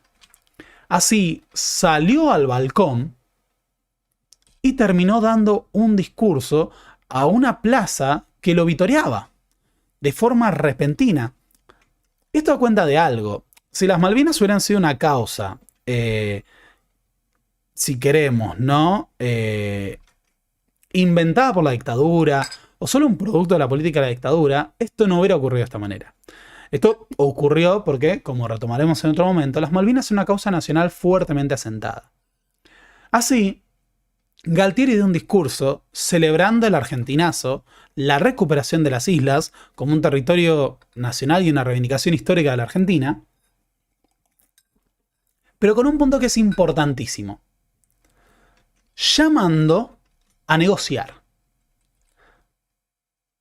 Uno de los puntos que llamó la atención de todos los contemporáneos de forma inmediata fue el contraste entre las dos plazas. La plaza del 30 de marzo, la plaza de Paz, Pan y Trabajo, donde una movilización masiva había llegado a protestar contra Galtieri y a pedir el fin de la dictadura, y la movilización masiva del 2 de abril de 1982, cuando cientos de miles de argentinos salieron a celebrar la recuperación de Malvinas frente a el dictador militar, que era sumamente impopular hasta ese momento. Y acá está una de las grandes paradojas. Miles de personas que participaron de la marcha del 30 de marzo también participaron de la marcha del 2 de abril. La propia CGT publicó un comunicado el 2 de abril, después de haber convocado la marcha del 30, en la que llamaba esto un día de júbilo. Una celebración, ¿no?, Y dicen, nuestras Fuerzas Armadas han ejercido un derecho legítimo de restituir a nuestro territorio patrio lo que por derecho legítimo nos pertenece.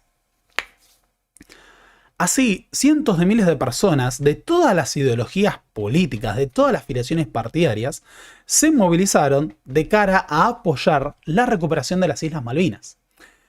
Ahora, esto también fue utilizado por los medios de comunicación afines al gobierno para presentar que este era el verdadero pueblo argentino. Gente, la revista Gente, que fue una de las revistas, uno de los grandes medios de comunicación que colaboraron con la dictadura, publicó una nota de las marchas que tendría lugar el 10, pero que representaba el espíritu que estaba presente. Esta vez la plaza fue de todos. Y fíjense esto. Estaba esta idea de, está la plaza que representa los partidos políticos, los intereses de facción, pero esta plaza representa a todos.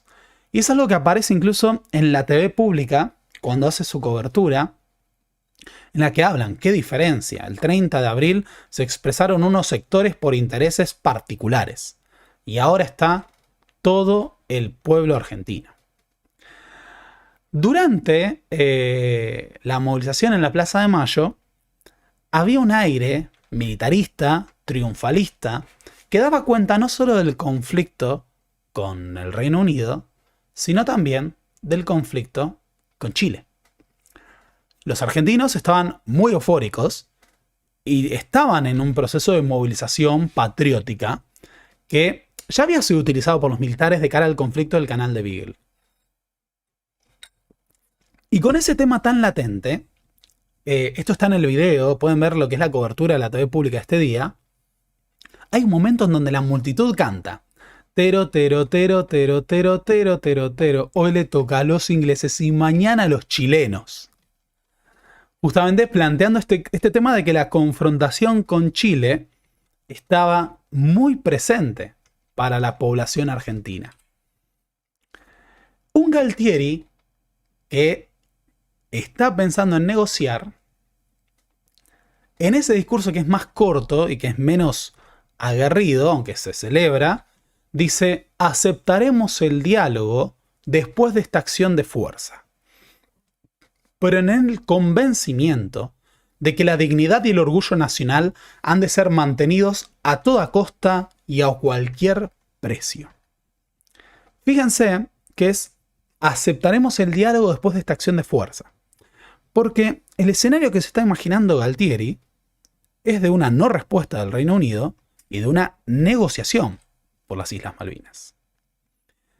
Lo interesante de la capacidad de movilización que tuvo la causa de Malvinas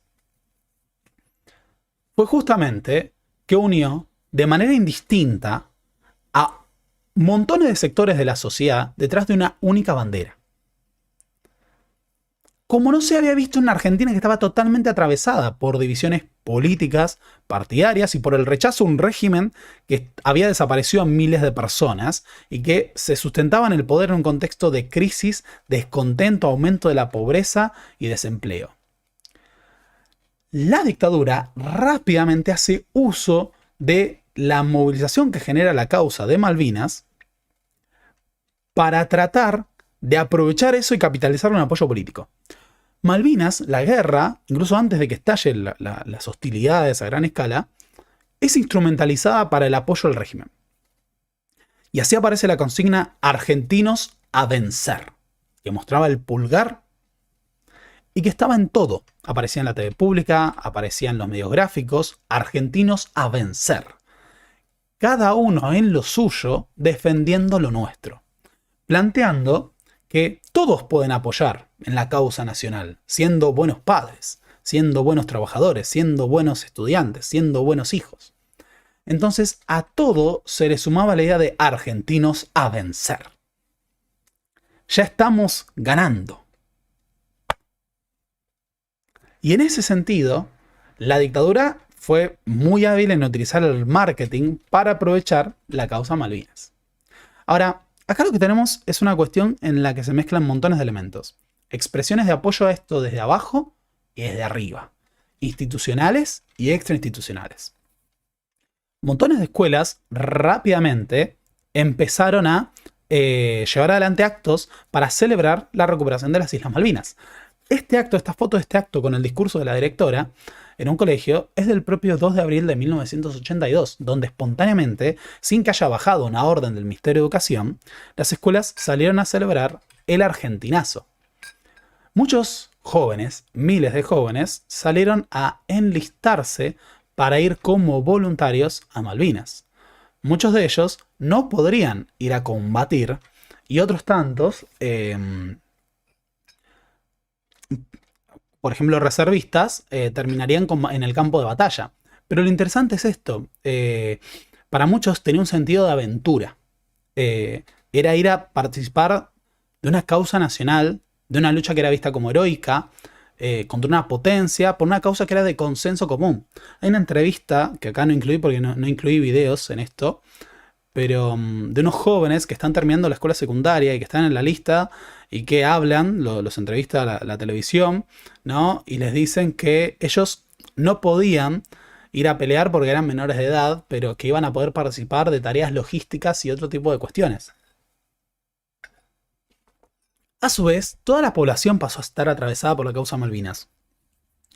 En los medios de comunicación, en los diarios, en la televisión, por todos lados, se hablaba de la causa Malvinas. Y pasó a ser un tema central. Era como el tema que atravesaba la vida social y política en Argentina. A niveles enormes. Por ejemplo, se empezó a rechazar escuchar música en inglés, por ejemplo. Hasta se prohibió pasar canciones en inglés en la radio de cara al conflicto de Malvinas. Y en este contexto de inmovilización hubo montones de expresiones de lo más diversas del apoyo a la guerra y del interés que generaba. Esto, agrupación, ¿no?, de señoras que con la bandera estamos tejiendo para nuestros soldados.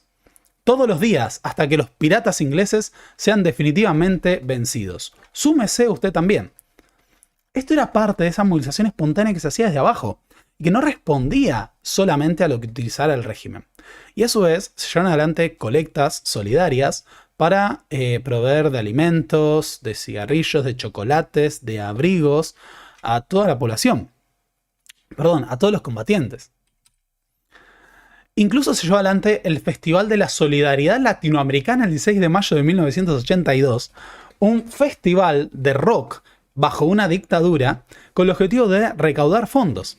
De hecho, en esta época, León Gieco, que era un cantautor censurado por la dictadura, cantó Solo le pido a Dios en público, sin censura, ¿no? En un contexto en el cual de repente muchos de los artistas perseguidos volvían al país de la mano de la causa Malvinas.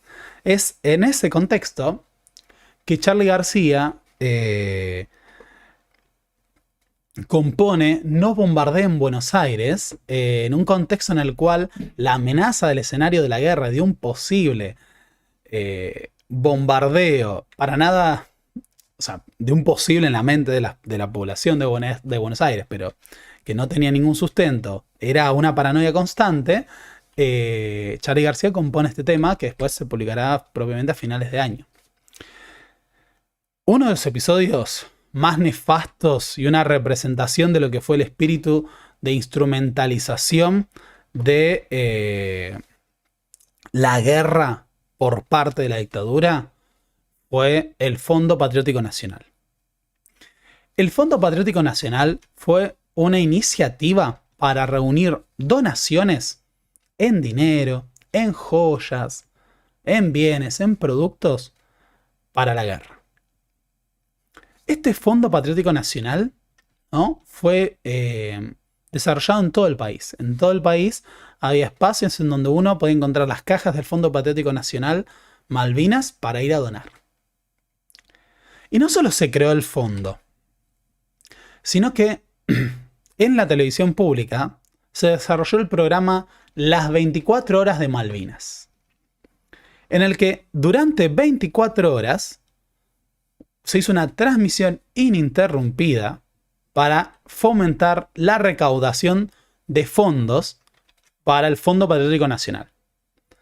Durante esa recaudación, ¿no?, Lidia Satragno y Cacho Fontana siguieron toda la cuestión de Malvinas, alentando a la población a donar durante 24 horas ininterrumpidas, ¿no? En lo que fue un hito de la historia de la televisión. En ese marco, incluso iban celebridades, estrellas, se producían llamadas telefónicas, pero iban personas de renombre a la televisión a mostrar su apoyo a la causa Malvinas. Entre ellos, Diego Armando Maradona, que hizo una donación multimillonaria para los soldados que estaban en la guerra. Incluso habló en la televisión pública dando su apoyo al conflicto. El capítulo más oscuro de todo esto es que nunca se determinó a dónde fue a parar el dinero. Sino que todo ese dinero, las joyas, hablamos de millones y millones de pesos, fueron apropiados. Lo mismo ocurrió con los chocolates, los abrigos, las joyas. El Fondo Patriótico Nacional fue una estafa organizada por el Estado para robarse el dinero que se había donado para los soldados en Malvinas. Ahora, uno de los puntos interesantes es la disonancia que tenía la experiencia de la guerra que tenía lugar en Buenos Aires y la experiencia de la guerra que tenía lugar en la Patagonia. En Buenos Aires todo llegaba a través del exitismo, de las noticias, del triunfalismo. Y estaban muy lejos del teatro de operaciones. Pero en la Patagonia, y sobre todo en Tierra del Fuego y en Río Grande, la guerra se experimentaba de otra forma. La guerra era mucho más cercana. Por ejemplo, en Río Grande, durante las noches se apagaba la ciudad. Se ponían gomas, hules, que tapaban las ventanas para que no se vean las luces y no sea visible la ciudad como objetivo ante bombardeos. La población convivía con las Fuerzas Armadas, con alarmas de sirena. La guerra estaba ahí. Si la guerra escalaba al continente, posiblemente el primer blanco sería la Patagonia. Para esta gente, la guerra era otra cosa. Y además tenía un contacto mucho más estrecho con las noticias. Tenemos algunos testimonios de periodistas que fueron destacados en Tierra del Fuego, ¿no? Por ejemplo, Mario Marquís decía: era una realidad totalmente esquizofrénica, refiriéndose al programa 24 horas por Argentina. Todos lloraban y vos pensabas, acá suenan 3 veces por noche las sirenas de alarma, puede caer un bombazo en cualquier momento, y allá a 3000 kilómetros la gente llorando. Era una expresión humana que no se condecía con un momento tan desesperante como el que se vivía en el sur, donde la cercanía con la guerra era real. Yo veía a los riograndenses caminando perfilados contra el viento, en una suerte de resignación, pero estoicamente, viviendo la situación con preocupación y concentración, pero sin derramar una lágrima. Y por otro lado, toda esa cosa loca, mediática, la gente agitando banderitas y Galtieri hablando pelotudeces todos los días. Carlos Ratier, periodista e historiador, que vivió en Río Grande durante muchos años, decía: el optimismo de Buenos Aires en Río Grande casi causaba bronca. Aquí la guerra no era ficción de los noticieros, sino un hecho cierto, tangible, que de una manera u otra nos involucraba a todos personalmente. Los últimos festejos se remontaban a los ya lejanísimos días de la semana anterior con los hundimientos del 25 de mayo. Desde entonces, el silencio de radio apestaba el aire como las malas noticias, y pronto empezamos a contar con los dedos los cazas que despegaban a la mañana para descubrir a la tarde que no todos volvían. Esta cuestión, más allá de esto, daba cuenta de que la guerra había tenido una capacidad de encauzar a todo el pueblo argentino, de movilizar realmente a la sociedad. La juventud peronista y muchos de los militantes sindicales que fueron a la movilización del 30 de marzo fueron también a la del 2 de abril. Un militante peronista decía: Acerrín, acerrín, que se vaya el alemán, cantaban. Poco a poco se fueron envalentonando, ¿no? Y ya lo ve, vinimos el 30, y hoy también. Se siente, Perón está presente. Y muchas más. Luego vino el himno, pasado por los parlantes, y enseguida largamos la marcha. ¿Te das cuenta? La marcha peronista. Desde el palco hacían de todo para taparnos con música y consignas. El Partido Comunista Revolucionario, perseguido por la dictadura, publicaba una nota en su órgano de prensa partidario: la Argentina no se rendirá. Las Malvinas son y serán parte de nuestra nación. Esto, si bien es posterior a la guerra, formaba parte de un clima en el cual la causa de Malvinas movilizaba a toda la población, todos los partidos, de forma indistinta a su ideología política. Incluso esto, durante la movilización, en apoyo a Malvinas, una bandera que decía Malvinas sí, proceso no. O la famosa fotografía de Madres de Plaza de Mayo, en la que se sostenía un cartel: las Malvinas son argentinas, los desaparecidos también. Esto escapaba a la dictadura militar. Por eso la dictadura militar buscaba instrumentalizar la causa Malvinas, porque era extremadamente útil, porque era una causa nacional que generaba apoyos más allá de los partidos políticos. El otro tema central es la utilización que hicieron los medios de comunicación del conflicto para la desinformación. La revista Gente protagonizó escenarios que hoy en día resultan surreales, como el famoso "estamos ganando", casi una expresión que se ha convertido en un símbolo del triunfalismo falso de la guerra. Basta, piratas, si nos atacan van a la lona. Este tipo de noticias y el exitismo ya estaban presentes en la narrativa que hacían los medios de comunicación antes de que empezaran las acciones armadas propiamente. Antes de eso, ya los medios de comunicación sostenían esta idea de la Argentina va a ganar, la Argentina va a ganar, y formaron parte de un aparato que también convenció a los propios mandos militares. Hay un informe que cita Lorenz, un informe reservado de las Fuerzas Armadas, en donde se plantea el cortocircuito que se dio entre la Armada y el Ejército por la utilización discrecional de los comunicados y la información al respecto de la guerra. Es decir, la Armada mantenía una campaña de relaciones públicas muy intensa a favor del triunfalismo y su rol, que incluso llevó a una disonancia entre lo representada que estaba la Armada y lo poco representada que estaba el Ejército.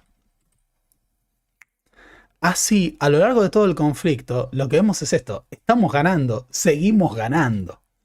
Cuando uno ve esos titulares, sabiendo lo que estaba ocurriendo en las islas y la disonancia, ve, por ejemplo, y entiende ese conflicto que se daba para, no sé, los riograndenses, que veían cómo los medios de comunicación de Buenos Aires estamos ganando, y ellos veían cómo cada vez llegaban menos pilotos de las operaciones.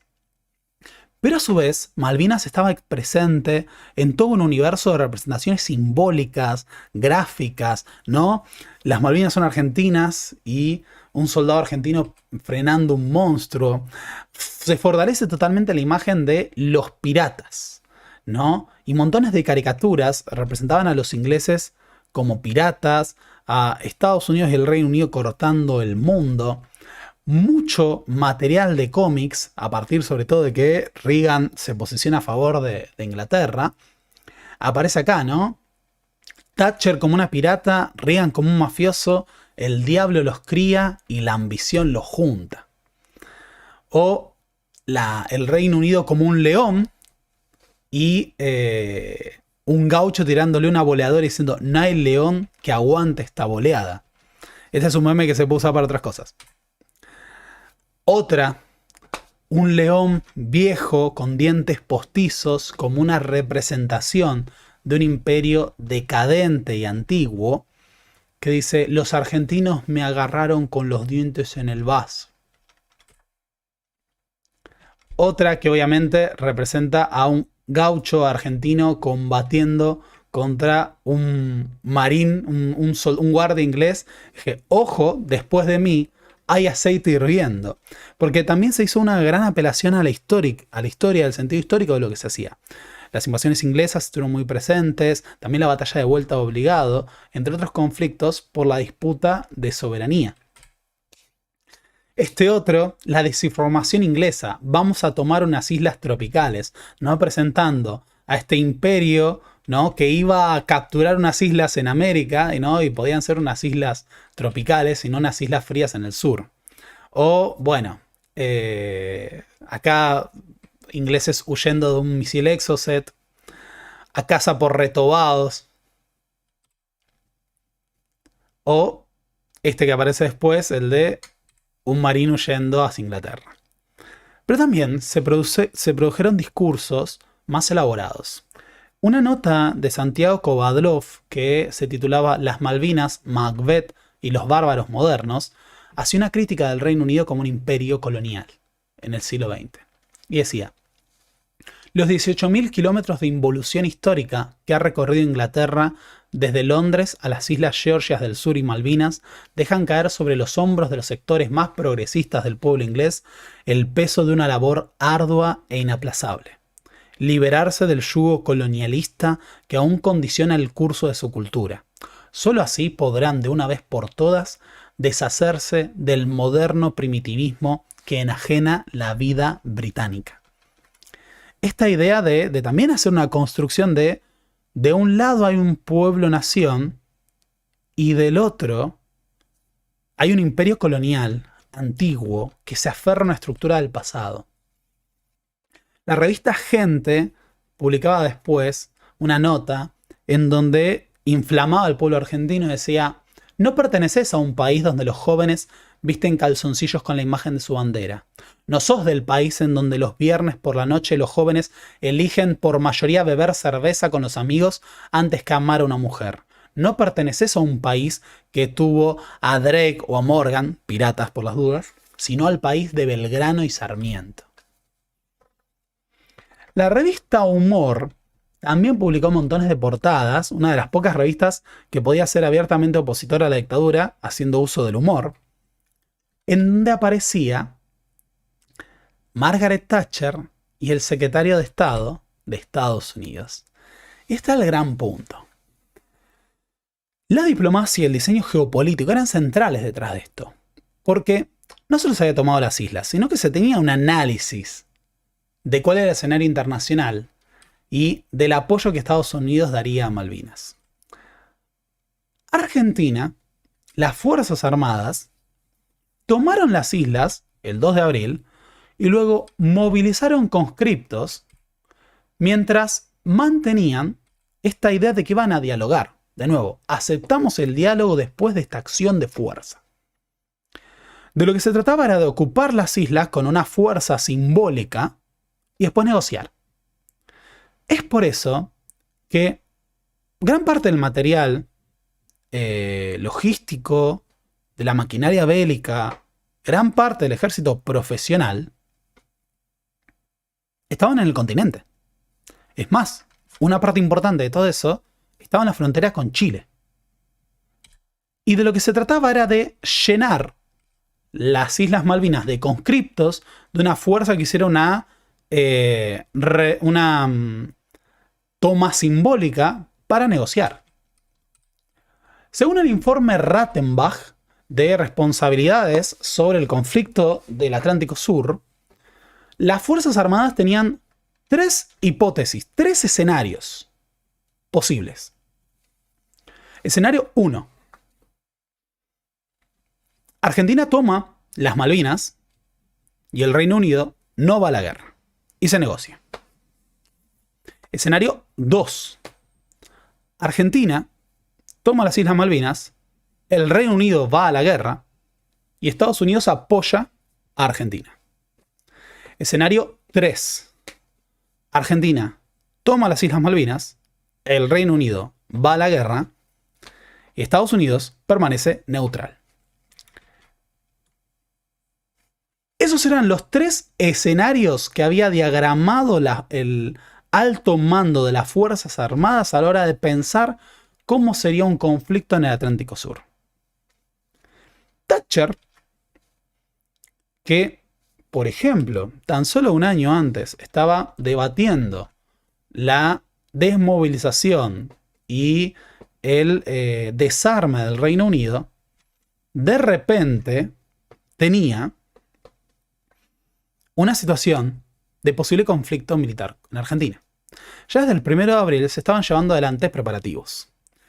En ese contexto, el 3 de abril, la ONU, el Consejo de Seguridad de la ONU, saca una resolución, la resolución 502, en donde plantea el cese inmediato de las hostilidades, el retiro de las fuerzas argentinas de Malvinas, el retiro de las fuerzas británicas y el inicio de negociaciones. Y acá hay un punto que es central. Van a producirse negociaciones a lo largo de todo este proceso. Hasta el 1 de mayo se está negociando. Hasta el 1 de mayo hay negociaciones antes de ir a la guerra, antes de que se inicien las acciones armadas propiamente. Nicanor Costa Méndez en este contexto hace un trabajo incesante ante los representantes de la ONU, ante el Reino Unido, ante Estados Unidos, para lograr un acuerdo. Porque lo que se estaba buscando de parte de las Fuerzas Armadas era una salida negociada. Ahora, en el Reino Unido, la toma de las Islas Malvinas lleva la renuncia de Lord Peter Carrington, el secretario del Foreign Office, el ministro del Foreign Office, que era el canciller del Reino Unido.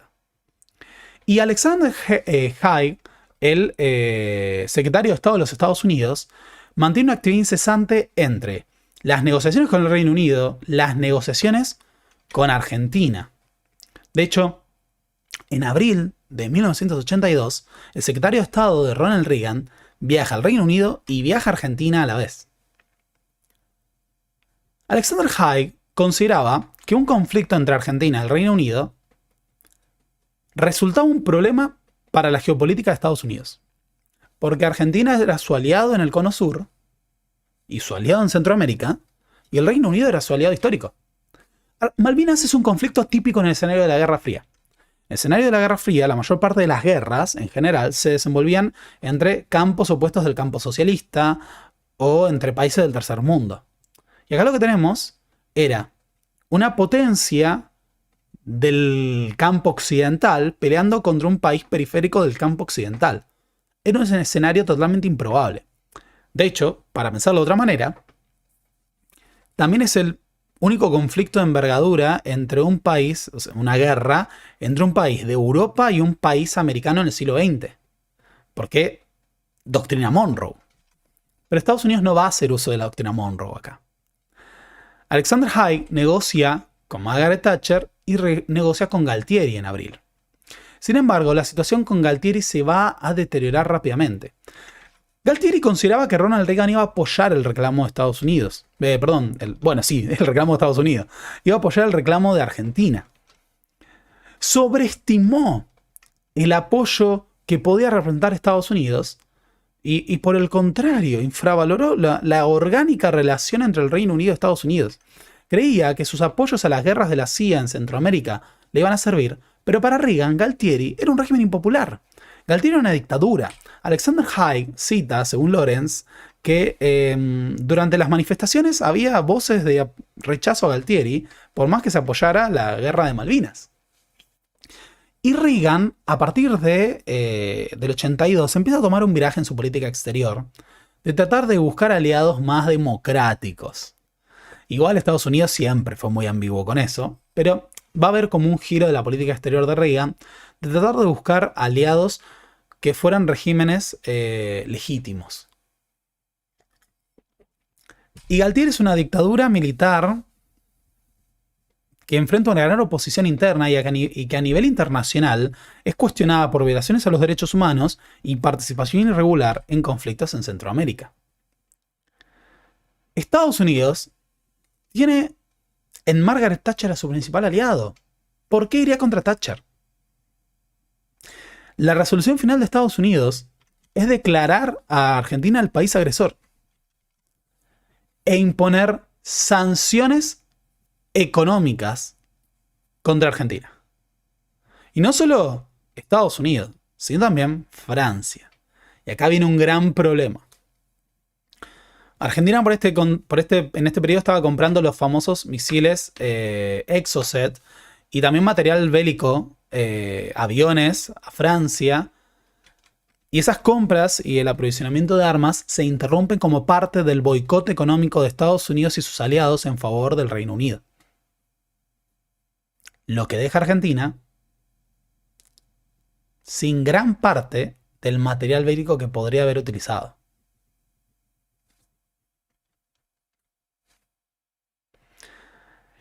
Estados Unidos elige. Uno de los presidentes que intenta mediar en el conflicto, a la vez que apoya el reclamo argentino, es Fernando Belaúnde Terry, el presidente del Perú, que en medio de todo esto se posiciona en favor de Argentina.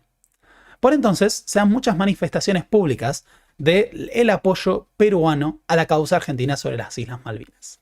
Esta famosa bandera que siempre se cita para el Perú, las Malvinas siempre argentinas.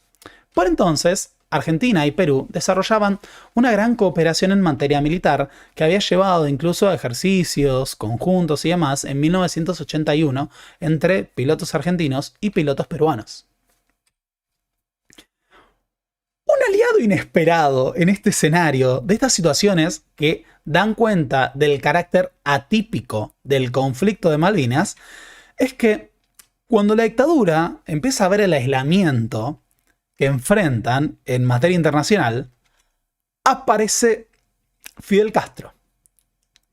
Fidel Castro da un discurso en la ONU, que está el video, lo pueden ver, en donde sostiene que es sabido que la revolución cubana tiene diferencias ideológicas con el gobierno de Argentina. Y sin embargo, se apoya el reclamo histórico de Argentina sobre las Islas Malvinas y el rechazo a todo régimen colonial como una bandera necesaria.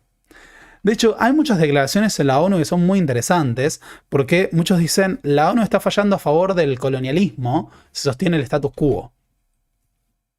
Y en este contexto, Nicanor Méndez, el canciller de la dictadura, va a entrevistarse con Fidel Castro a La Habana.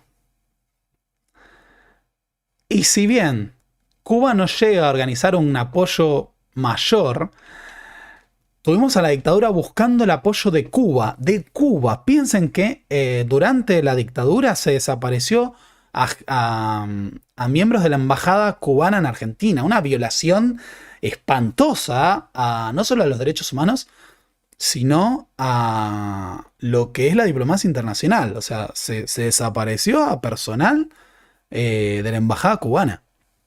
Algo que es terrible, un conflicto diplomático terrible por eso. Y de repente iba el canciller de Argentina a buscar el apoyo de Fidel Castro en representación de Galtieri. Incluso hubo teléfono con la Unión Soviética. Leonid Brezhnev, secretario general del Partido Comunista de la Unión Soviética, entró en comunicación con Galtieri. Porque, en medio de la Guerra Fría, la Unión Soviética, al igual que otras fuerzas, tiene un enfrentamiento claro con Estados Unidos y también con el Reino Unido. Y así entra la negociación para pensar en la posibilidad de un apoyo de la Unión Soviética a Argentina durante la guerra. Esto era complicado por varias cuestiones, ¿no? Pero también se daba una situación de que la Unión Soviética necesitaba comprar granos y Argentina era un gran proveedor de granos, algo que ya se había materializado en los años pasados. Incluso la Unión Soviética publicaba condenas al colonialismo británico.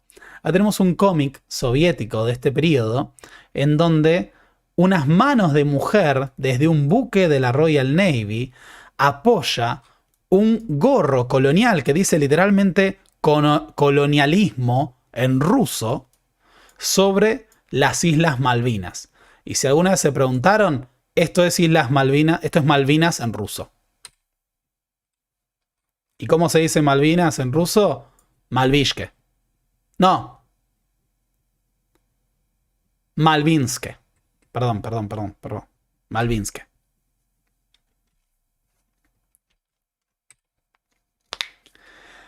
Pero la Unión Soviética tenía ahí algunos conflictos. Por ejemplo, otro aliado de la Unión Soviética en América Latina, hablamos de Nicaragua, tenía un conflicto con Argentina. La revolución sandinista, por entonces, estaba denunciando a Argentina ante la comunidad internacional por la presencia irregular de fuerzas militares argentinas en Nicaragua y en Centroamérica, que eran parte de la colaboración de Argentina con Estados Unidos. Esto dejaba a Argentina en una posición muy incómoda, porque Argentina estaba básicamente violando el derecho internacional al enviar militares a Centroamérica para apoyar a una potencia extranjera. Incluso, presencia ilegal de fuerzas argentinas en Nicaragua. Y esto era un tema que pesaba mucho sobre Argentina. Y acá está uno de los grandes puntos. Muchos países no iban a apoyar a una dictadura como la Argentina, no solo porque fuera una dictadura, sino porque esa dictadura se había alineado plenamente con la política exterior de Estados Unidos, y en el momento en el que quemaron las papas, Estados Unidos eligió a su aliado histórico. Eligió al Reino Unido. No a una dictadura sudamericana. A la par, Argentina tenía dos frentes abiertos, porque la dictadura de Pinochet en Chile mantuvo apostadas sus fuerzas de cara al canal del Beagle constantemente durante toda la guerra de Malvinas, y la inteligencia chilena cooperó con la inteligencia del Reino Unido. Lo que vemos acá es que la dictadura fue víctima de su propia política exterior. Fue víctima de los propios alineamientos que había gestado. Se alineó plenamente con Estados Unidos y no fue capaz de ver que el interés de Estados Unidos no coincidía con el interés de Argentina. Y después tuvo que correr desesperado a buscar otros posibles aliados en sus enemigos ideológicos. Y esto es también una señal para recordar un tema que es central: el interés de la recuperación de las Islas Malvinas por parte de Argentina no es causa común con Estados Unidos y no es causa común con las potencias occidentales. Lo que demuestra un poquito estas variaciones que hubo en la política internacional y estas inesperadas relaciones es que la coincidencia podía ser mucho más con la causa común que podían hacer Cuba, Perú, la Unión Soviética, antes que Estados Unidos. Uno de los puntos que disgustó a Haig fue a su vez la movilización del 10 de abril. Para Haig, la movilización del 10 de abril y estos escenarios daban cuenta de que Argentina no era un aliado para negociar. El 10 de abril se dio, en medio de esta escalada diplomática, una segunda gran movilización a Plaza de Mayo, esta vez convocada por la dictadura. La del 2 de abril fue totalmente espontánea, la gente simplemente salió. Y esta vez la dictadura la convocó. Y cientos de miles de personas salieron a las calles. Y acá Galtieri da otro discurso en el que sube el tono, en donde plantea que el pueblo inglés todavía no ha sido ofendido. Que la señora Thatcher no puede reclamarle a la Argentina una agresión. Pero que si el Reino Unido presenta ofensas, será legítimo de la Argentina presentar esas ofensas, mayores ofensas. No dice ataque, pero el planteo está ahí, como si ustedes quieren enfrentarse a nosotros, nosotros vamos a responder. Y culmina su discurso con una frase que pasa a la historia y que a veces la gente en su memoria, en el imaginario, la relaciona al 2 de abril, pero fue dicha el 10 de abril. Que es: si quieren venir, que vengan, les presentaremos batalla.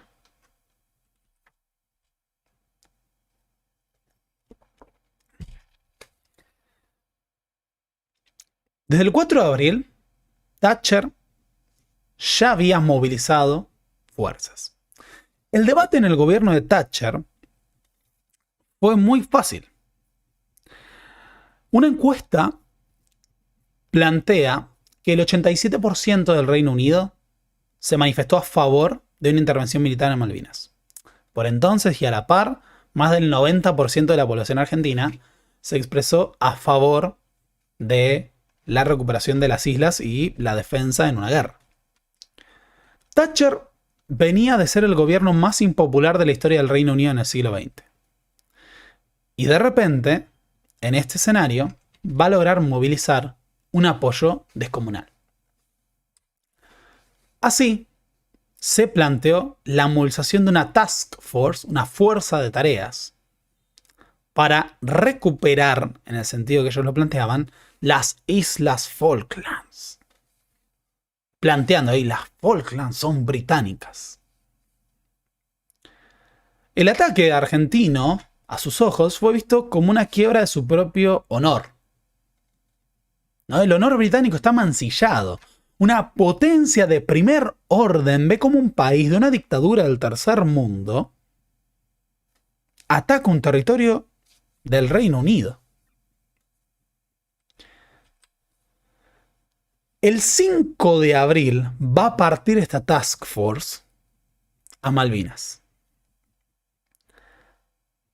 Y el tamaño de la operación militar es tal que de nuevo trae al primer plano la dimensión atípica de este conflicto. El Reino Unido moviliza la mayor fuerza militar que haya desplegado desde la Segunda Guerra Mundial. Y para ponerlo en el escenario internacional, el Reino Unido tenía la tercera flota más poderosa del mundo. Pero todavía se estaba negociando. El Reino Unido está movilizando fuerzas al Atlántico Sur para enfrentar a Argentina en una negociación todavía, porque se suponía que no iba a ir a la guerra todavía, o no estaba del todo definido. Todavía se podía negociar, se estaba pidiendo a Argentina que retire sus fuerzas. Esto era parte de esta escalada diplomática progresiva. Un periódico llegó a publicar The Empire Strikes Back, el Imperio Contraataca. Ya se había estrenado el Imperio Contraataca, la segunda de Star Wars. Esa fuerza era la mayor fuerza, insisto, desplegada por el Reino Unido desde la Segunda Guerra Mundial, para llevar adelante un conflicto armado en la otra punta del mundo. A 18.000 kilómetros. Son condiciones extremas para un conflicto armado. Esa fuerza se componía de 25.948 hombres, de los cuales 10.700 eran del British Army, del ejército británico, 13.000 de la Royal Navy y 2.000 de la Royal Air Force. Pero no solo se trata de los números, estamos hablando de 25.000 hombres, una fuerza importantísima, sino también de qué tipo de material. La tercera flota más poderosa del mundo. Portaaviones, destructores, submarinos de capacidad nuclear comandados por el almirante Sandy Woodward. A su vez, fuerzas de élite, los Royal Marines, el SAS, el Special Air Service, que uno usa en el Call of Duty y no cree que está mamando ideología política cuando juega al Call of Duty con los paracaidistas británicos o los marines estadounidenses. Todas fuerzas de élite de un ejército que es una potencia militar que lleva submarinos nucleares al Atlántico Sur. En tierra, las fuerzas británicas van a estar dirigidas por Jeremy Moore, que es un comandante de los Royal Marines. Muchas veces se plantea la cuestión de la juventud de los soldados argentinos. Y de hecho, entre los soldados británicos también había soldados muy jóvenes. Incluso hubo bajas de 17 años. Pero acá lo que tenemos es un ejército con fuerzas de élite, con tecnología de última generación, apoyado logística y militarmente por Estados Unidos y los aliados de la OTAN, con armas extremadamente modernas, mientras que Argentina va a ir a la guerra en medio de sanciones estadounidenses y un boicot a la venta de armas a una dictadura en el sur que enfrenta al histórico aliado de Estados Unidos. Estados Unidos tomó partido por el Reino Unido al sancionar a Argentina como país agresor, y el escenario de la guerra va a ser el escenario 4, que no fue previsto por las Fuerzas Armadas. Recordemos los 3 escenarios. Escenario 1. Argentina toma las Islas Malvinas y el Reino Unido no responde. Escenario 2. Argentina toma las Islas Malvinas y el Reino Unido va a la guerra, pero Estados Unidos es aliado de Argentina. Escenario 3. Argentina toma las Islas Malvinas, el Reino Unido va a la guerra y Estados Unidos permanece neutral. Pero ocurrió el escenario 4. Argentina tomó las Islas Malvinas, el Reino Unido fue a la guerra con el apoyo de Estados Unidos. El 22 de abril de 1982, cuando todavía se barajaban escenarios de negociación en medio ya de una disposición de capacidad militar masiva y la inminencia de la llegada de las fuerzas británicas, Galtieri visitó las islas en medio de una intensa campaña propagandística para sostener la imagen del régimen de cara a una posible guerra con el Reino Unido. Ahora, las distancias son enormes. Hay 18.000 kilómetros. Las operaciones militares para la Task Force que va a movilizar el Reino Unido van a ser en condiciones logísticas extremas. Es sostener una guerra a 18 kilómetros de tu territorio. Esto no es una incursión pequeña, porque hay operaciones que se hacen en territorios lejanos. No sé, en el 89 se da la intervención de la ONU en Somalia. Pero fueron intervenciones más reducidas. Acá hablamos de un solo país movilizando 25.000 hombres para desarrollar una guerra anfibia en condiciones climáticas adversas en el fin del mundo. Por eso el escenario era realmente extraño. La guerra que se va a pelear es una guerra que se pelea al borde de las capacidades de ambos ejércitos. Margaret Thatcher no declaró la guerra propiamente, no hubo una declaración así formal como tal en todo este escenario, pero lo que hizo fue declarar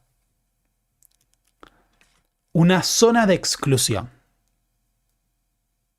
En medio de la escalada diplomática, antes del inicio de las hostilidades, se declaró la zona de exclusión a 200 millas náuticas de las Islas Malvinas, o 370 kilómetros, alrededor de las islas. Todo buque argentino en esta zona de exclusión puede ser hundido por la Royal Navy y sus fuerzas. Es decir, unilateralmente Margaret Thatcher definió el teatro en el que podían tener lugar las hostilidades y las acciones armadas. El último intento de negociación frente a este escenario fue impuesto por Belaúnde Terry. La escalada llegaba a un punto de no retorno y Belaúnde Terry, el 30 de abril de 1982, en medio de todo esto, impuso nuevamente otro proyecto para pensar un escenario de negociación entre Argentina y el Reino Unido por las Malvinas. Y la respuesta a Belaúnde Terry no se la dio Margaret Thatcher de forma escrita ni por teléfono, sino con el hundimiento del crucero General Belgrano. En las islas, la movilización era masiva. Decenas de miles de hombres fueron dispuestos para la movilización para la Guerra de Malvinas, tanto en tareas logísticas como en tareas militares. Y también las fuerzas argentinas iban a luchar al borde de sus capacidades, porque por más que había una cercanía mayor, hay 500 kilómetros de Argentina al continente, de lo que se trataba era de luchar en condiciones muy adversas contra una potencia mundial por parte de un ejército que tenía, por ejemplo, material de la Fuerza Aérea, una generación más antigua que la capacidad británica, con un embargo de armas que le impidió adquirir las armas más modernas o tenerlas en números limitados. De hecho, con montones de dificultades que hacían incluso la preparación de los sistemas de bombas y los sistemas de misiles. Por ejemplo, los ingenieros militares argentinos tuvieron que trabajar durante días para compatibilizar sistemas de armas modernos en aviones antiguos. Algo que representaba una tarea terrible y que muchas veces llevó a la ineficacia incluso de los misiles, los proyectiles, los sistemas de armas de puntería o de las bombas. Las famosas bombas que no explotaban porque eran material más antiguo pensado para ser utilizado a otras distancias y que en las condiciones en que dieron operar con los aviones al ras del mar para atacar a los blancos de los buques ingleses no llegaban a armarse y a explotar. La mayor parte de las bombas argentinas no explotaban cuando se soltaban sobre los buques ingleses. A su vez, el despliegue de material bélico y de fuerzas sobre las Islas Malvinas se hacía en medio del gran conflicto que suponía que todavía había gran parte de los hombres y el material estacionado en el continente. No se pudo acondicionar, por ejemplo, numerosos aeropuertos o llevar adelante un minado eficaz de la isla. Gran parte del material va a seguir siendo provisto por el continente. A su vez, la Armada Argentina, que va a ser central en el despliegue de las fuerzas durante la ocupación de las islas, teníamos el gran problema de que no tenía capacidad de enfrentarse a la Armada del Reino Unido. Era algo que no se presentaba en el escenario posible. Ahora, la movilización argentina también fue masiva en ese sentido. Argentina no es un país muy poblado. 23.683 combatientes fueron a Malvinas. 10.600 iban a ser de la Armada, 10.300 del Ejército, 2.400 de la Fuerza Aérea y 200 prefectos y gendarmes. De hecho, muchas veces se rescata a los buques de la prefectura naval que operaron durante la Guerra de Malvinas. Otro tema que se ha visibilizado en el último tiempo fue la participación de mujeres en el conflicto. 29 mujeres argentinas reclaman haber participado en la Guerra de Malvinas, aunque solo 16 han sido reconocidas por el Estado argentino. Como que participaron como instrumentadoras quirúrgicas y como médicas de campaña que participaron en la atención de los heridos en condiciones extremas. Porque si Malvinas se va a luchar al borde de las capacidades logísticas, esto va a suponer, por ejemplo, enormes limitaciones en la disponibilidad de suministros de alimentos y otras cuestiones. De las fuerzas argentinas que pelearon en Malvinas, el 70% van a ser conscriptos. Es decir, 2/3 de los soldados que combatieron en Malvinas eran jóvenes que realizaban el servicio militar obligatorio. Hay dos clases que van a ser las principales. La clase 62 y la clase 63. Es decir, los nacidos en 1962 y los nacidos en 1963. En Argentina el servicio militar obligatorio originalmente se hacía a los 20 años y hacía poco se había cambiado para hacerse a partir de los 18. Ahora, los jóvenes que realizaban el servicio militar obligatorio, que eran de la clase 62, ya habían terminado el servicio militar porque era de un año. Estos quedaron como reservistas y fueron convocados. Para muchos es una experiencia problemática, porque ya no estaban en el ejército. Como era servicio militar obligatorio, pensemos que muchos, por ejemplo, decían, bueno, ya superé esta etapa, pero al quedar como reservistas fueron convocados. Muchos fueron voluntariamente, obvio. Ahora, el problema son los de la clase 63. Los jóvenes de la clase 63, como muchos, pensémoslo así, terminan la escuela secundaria en diciembre de 1981, ¿no? Que es cuando cumplen 18 años. Otros capaz se habían terminado la escuela a los 17, tenían más. Pero muchos de los jóvenes de la clase 63 llegaban a la guerra de Malvinas con 3 meses de instrucción atrás. O 4. Es decir, la instrucción que habían tenido para la guerra era básica y elemental. Uno de los temas que resulta problemático es que detrás del culto que se hace al valor, cuando se presentaban los medios de comunicación a los jóvenes conscriptos de 18 años yendo a combatir, ¿no? Y este es uno de los problemas, la palabra los chicos de la guerra se empieza a utilizar durante la guerra. Había un punto que era extremadamente ruidoso y toda la sociedad fingía demencia.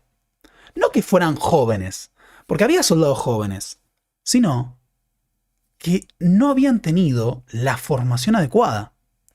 Van a pelear con mucho valor, pero pensemos que se estaba yendo a una guerra contra una potencia que enviaba fuerzas de élite. Y una parte importante de los combatientes argentinos habían tenido 4 meses de instrucción.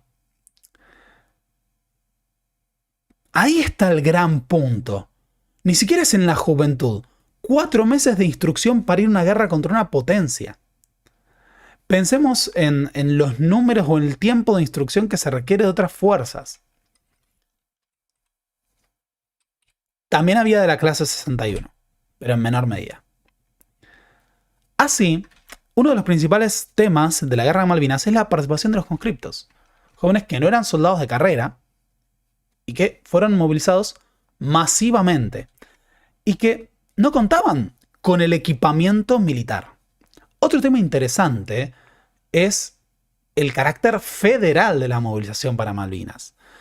Hubo una parte importante de los conflictos, de los conscriptos, algunos hablan incluso sobre representación del interior con respecto a Buenos Aires.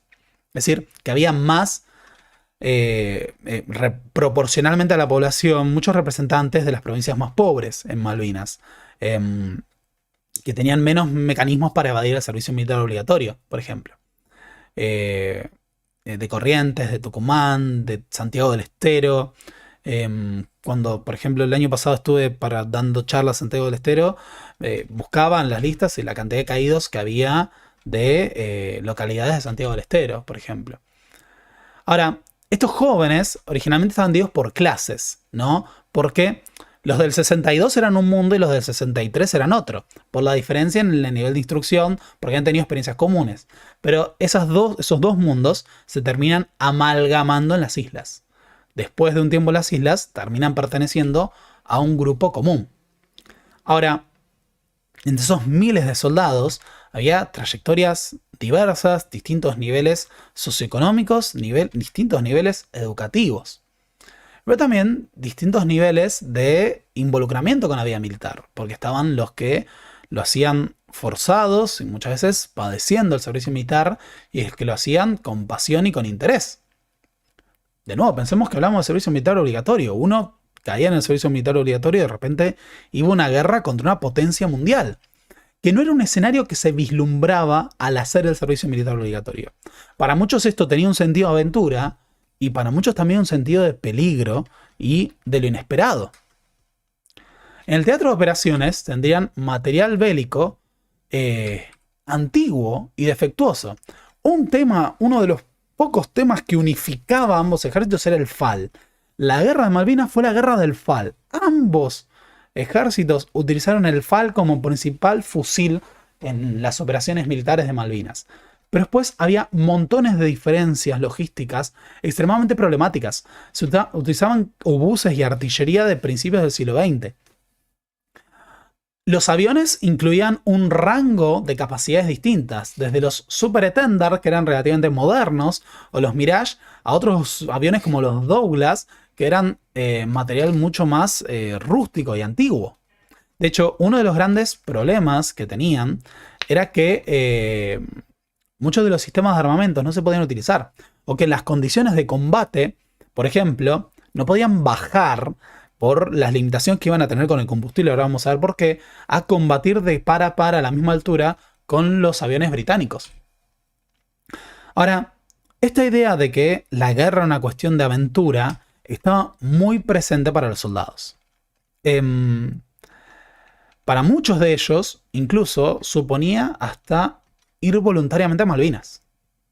Muchos de los conscriptos, muchos eran reservistas que capaz habían pertenecido a una clase anterior, habían hecho servicio militar obligatorio y después se anotaron como voluntarios para ir a pelear. Porque tenía un sentido de aventura. Muchos se emocionaban al llegar a Malvinas, porque era formar parte de la gesta patriótica de nuestro tiempo. De hecho, en el discurso oficial se planteaba esta cuestión en la historia. Ya no estamos a los héroes o los bronces de antaño, tenemos los modernos. Uno de ellos es el caso de Julio Cao. Julio Cao había sido conscripto, que ya había cumplido el servicio militar obligatorio, era de La Matanza y era profesor de escuela. Y siendo profesor de escuela, se anotó voluntariamente para ir a pelear a Malvinas. Y escribió una una carta a sus alumnos de la escuela.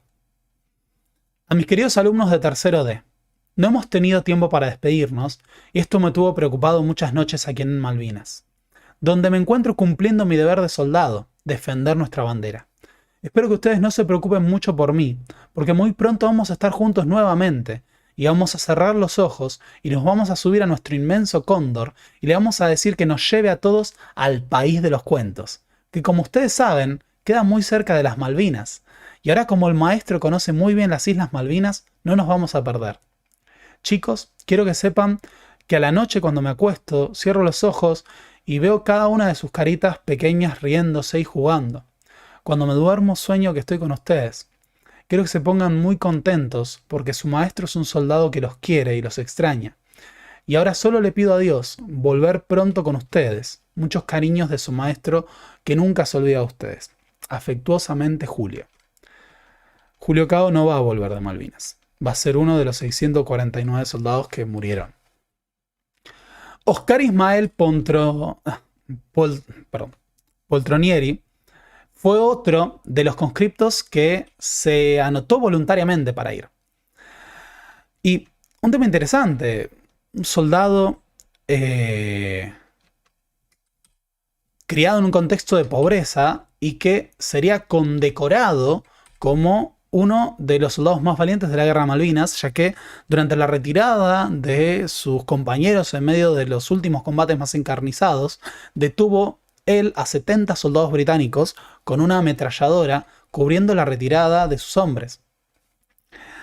En su propio testimonio, cuando estaban recolectando a la gente que iría a Malvinas, él decía, el jefe de regimiento preguntó a ver qué soldado se animaba a ir a las Malvinas. Dijo así, el soldado que quiere ir a Malvinas que dé un paso adelante. Y nadie salía.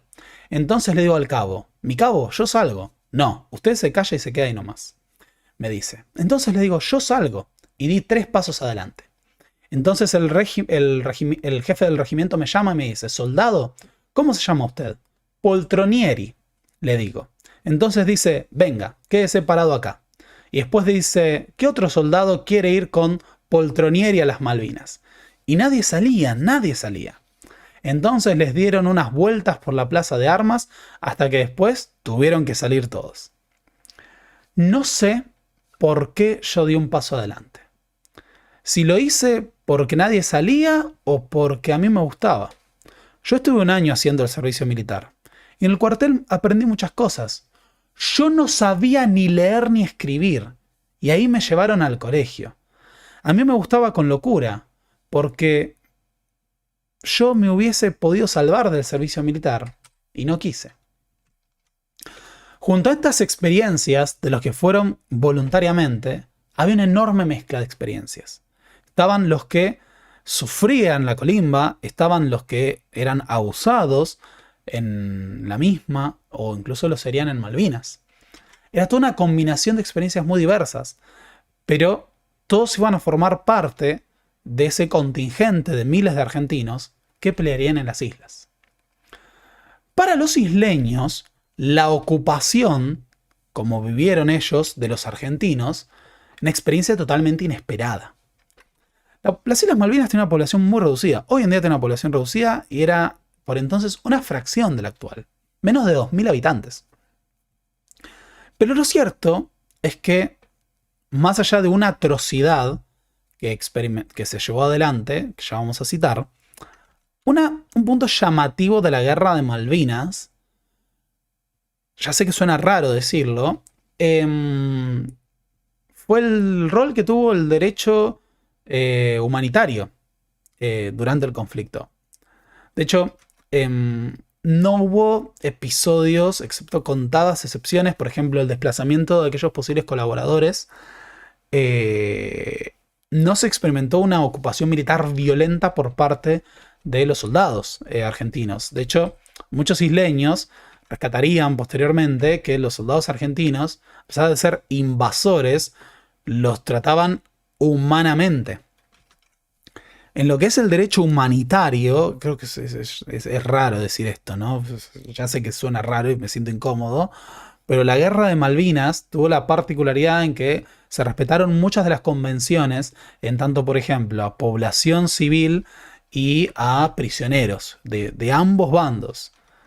Ahora después vamos a ver, hay un crimen innegable de guerra, ya vamos a explicar, pero es uno de los temas que llaman la atención en una época en que no pensamos en las guerras de la Guerra Fría y pensamos muchas veces en atrocidades, crímenes de la humanidad, centros de detención clandestinos y ese tipo de cuestiones. Lo que sí hubo de todas formas fue lo que se conoce como quinto columnistas. Hubo población de los Kelpers que colaboró activamente con las fuerzas británicas haciendo de quinta columna. Una suerte de retaguardia que informaba a las fuerzas británicas de los movimientos de las fuerzas argentinas. Por eso hubo algunos que fueron desplazados a la bahía de Fox, si no me equivoco, a ser separados del teatro de operaciones para que no lleven adelante acciones sospechosas. Ahora, el planteo logístico, el planteo militar de las Islas Malvinas fue esencialmente un planteo defensivo. No se planteó la cuestión de un rol activo, sino que hubo montones de cuestiones, montones de problemas en el planeamiento. Por empezar, el hecho de que no se concibió la acción de la toma de Malvinas como el primer paso de una guerra a gran escala contra el Reino Unido, sino que se esperaba una ocupación simbólica de la isla que permitiera una salida negociada. Y en ese sentido, hay montones de problemas en el desarrollo de las operaciones de Malvinas que se desarrollan a partir de ese pecado original. Fuerzas armadas que históricamente se habían preparado para pelear contra enemigos internos subversivos y que van a pelear contra una potencia sin haberse preparado para pelear contra esa potencia. Hasta último momento se consideraba la posibilidad de la salida negociada. El otro punto interesante es que en este escenario histórico de competencia entre las fuerzas armadas, la guerra de Malvinas no va a ser la excepción. Uno de los grandes problemas fue la falta de un mando militar unificado en Malvinas. Durante la guerra de Malvinas, así como teníamos la compartimentación del gobierno militar y la separación, ¿no?, de cargos para unos y para otros, lo que ocurrió en Malvinas es que el mando de la guerra y las operaciones fueron compartimentadas entre las tres fuerzas armadas, a tal punto que no había una coordinación de las tres fuerzas, sino al contrario, parecía que cada fuerza operaba por su propia cuenta.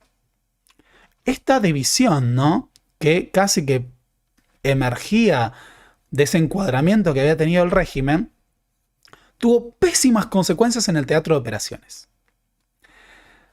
Hay que empezar planteando que el teatro de operaciones se dividió entre las fuerzas por arma, con una falta de un mando unificado que dio enormes falencias. Para empezar, el Teatro de Operaciones del Atlántico Sur, ¿no?, había quedado en manos del almirante Juan José Lombardo de la Armada. Entonces, el comando del Teatro Atlántico Sur estaba en manos de la Armada. Pero el comando de tierra estaba en manos del ejército, en manos del gobernador y comandante Mario Benjamín Menéndez. Y acá otro de los grandes problemas que tenían las Fuerzas Armadas a la hora de encarar esta guerra. ¿Cuál era la experiencia de Mario Benjamín Menéndez para ir a Malvinas? Bueno, cuando se presentaba la foja de servicios de Mario Benjamín Menéndez y por qué se lo eligió como comandante en jefe de las fuerzas terrestres en Malvinas, su antecedente, ¿saben cuál era? La guerra contra la subversión, en Tucumán. O sea, se consideró que su rol en la represión militar era un antecedente que lo capacitaba para dirigir las operaciones militares en Malvinas, lo que claramente no representaba un antecedente genuino, sino que su preparación para el combate entre comillas, pasaba por otro lado, no para dirigir operaciones de este sentido. Y esto va a tener consecuencias nefastas durante el mando. La forma en que se había entendido el rol de la oficialidad militar durante regímenes militares, autoritarismo, durante los años de la represión, también se tradujo en una forma de entender su rol en el teatro de operaciones. Muchos de los abusos que eran vistos como una fuerza disciplinadora jerárquica de la dictadura se replicaron en Malvinas. Y después teníamos el Comando Aéreo Estratégico, que funcionaba de forma diferenciada. No teníamos un comandante, por ejemplo, que dijera las tres armas y las coordinara. Entonces lo que ocurrió durante el campo de batalla es que cada una de las tres armas operaba por su cuenta y había enormes problemas de coordinación entre las tres. En el Reino Unido esto pasó, pero a otro nivel. En realidad lo que pasaba en el Reino Unido es que había competencia entre las fuerzas. Históricamente, competencia, por ejemplo, entre los comandos de la Royal Navy y los comandos de la Fuerza Aérea. Pero esa competencia no se expresó en niveles de descoordinación como se experimentó en las Fuerzas Armadas Argentinas. Hubo algún error, hubo alguna cuestión, pero en ese sentido actuaron con mucho más, un uso mucho más eficiente de las armas combinadas de lo que pasó del lado argentino. El otro gran problema que se deriva del pecado original de haberse preparado para una ocupación y una negociación antes que para la guerra es el hecho de que la preparación de la ocupación de Malvinas se hizo sin atender a cuánto sería el tiempo que las Fuerzas Armadas estarían en las islas. Esto llevó a grandes problemas logísticos, pero también incluso de recambio de personal. Las fuerzas y el equipo militar fue desplazado por una ocupación nominal, como dijimos antes, mientras que gran parte del material bélico permaneció en el continente.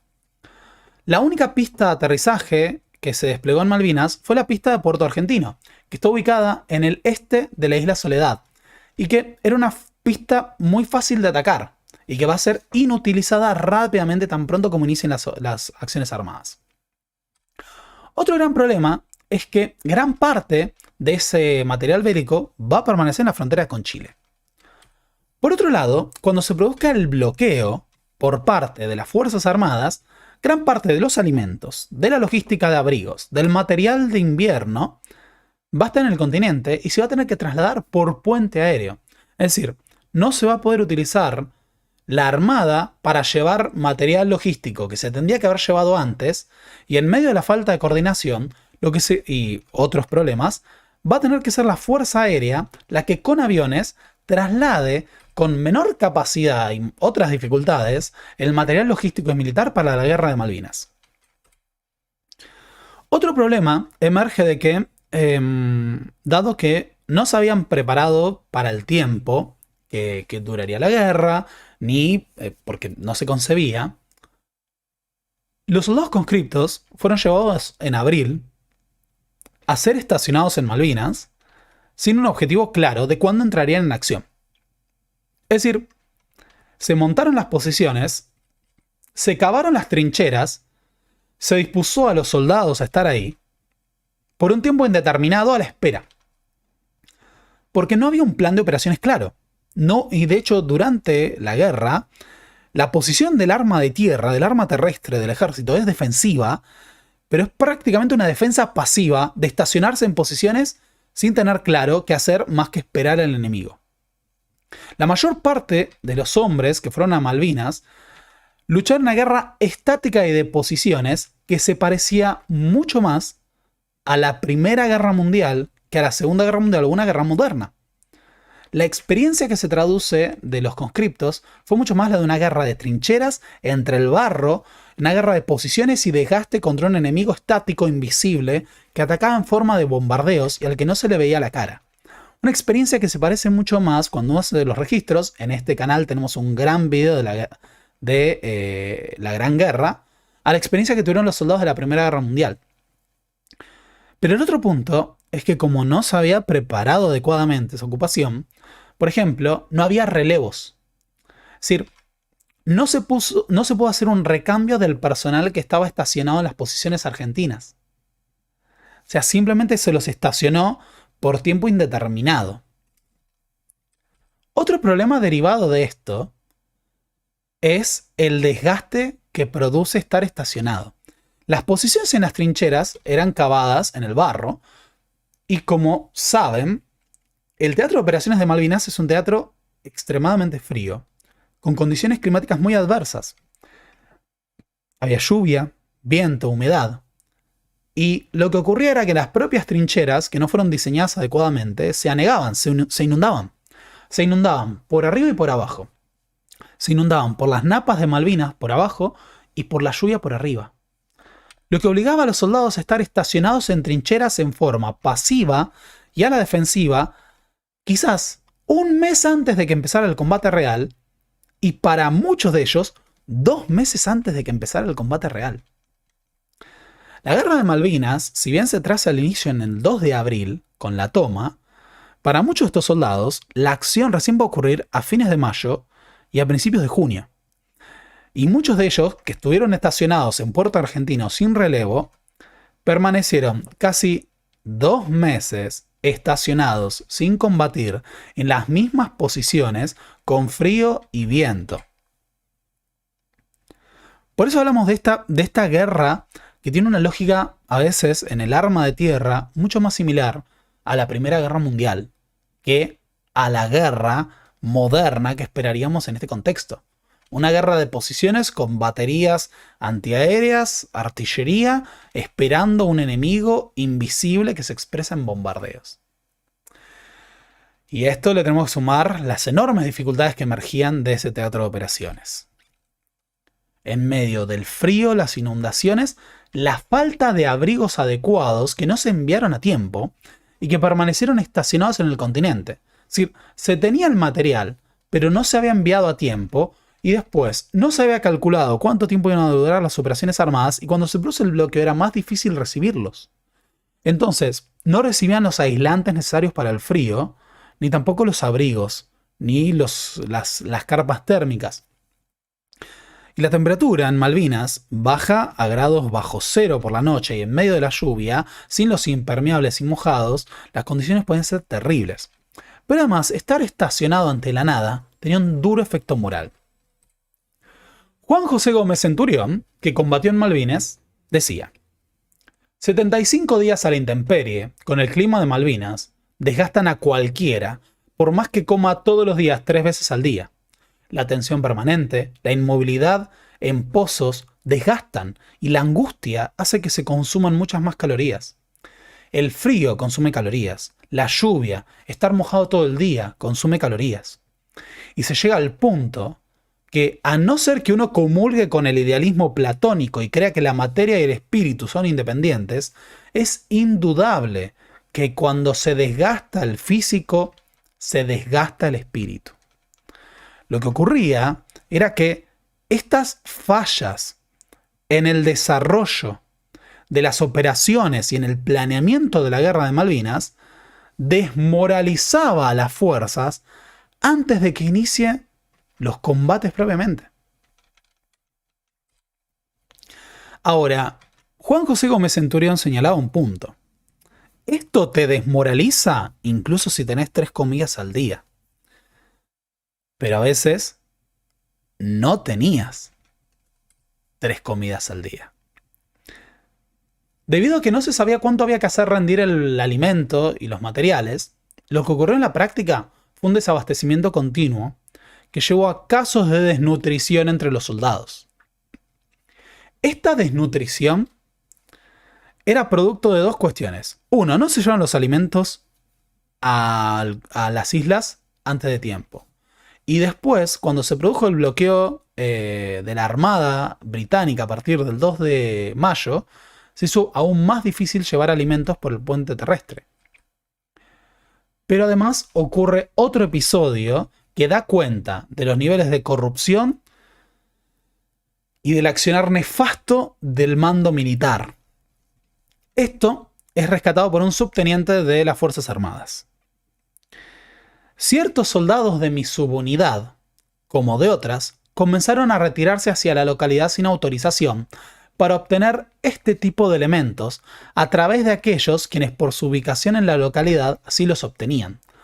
¿A qué se refiere con su ubicación en la localidad? Se refiere al mercado negro de alimentos, chocolates, cigarrillos que existía en las Malvinas. Había un mercado negro a partir del cual los soldados se abastecían.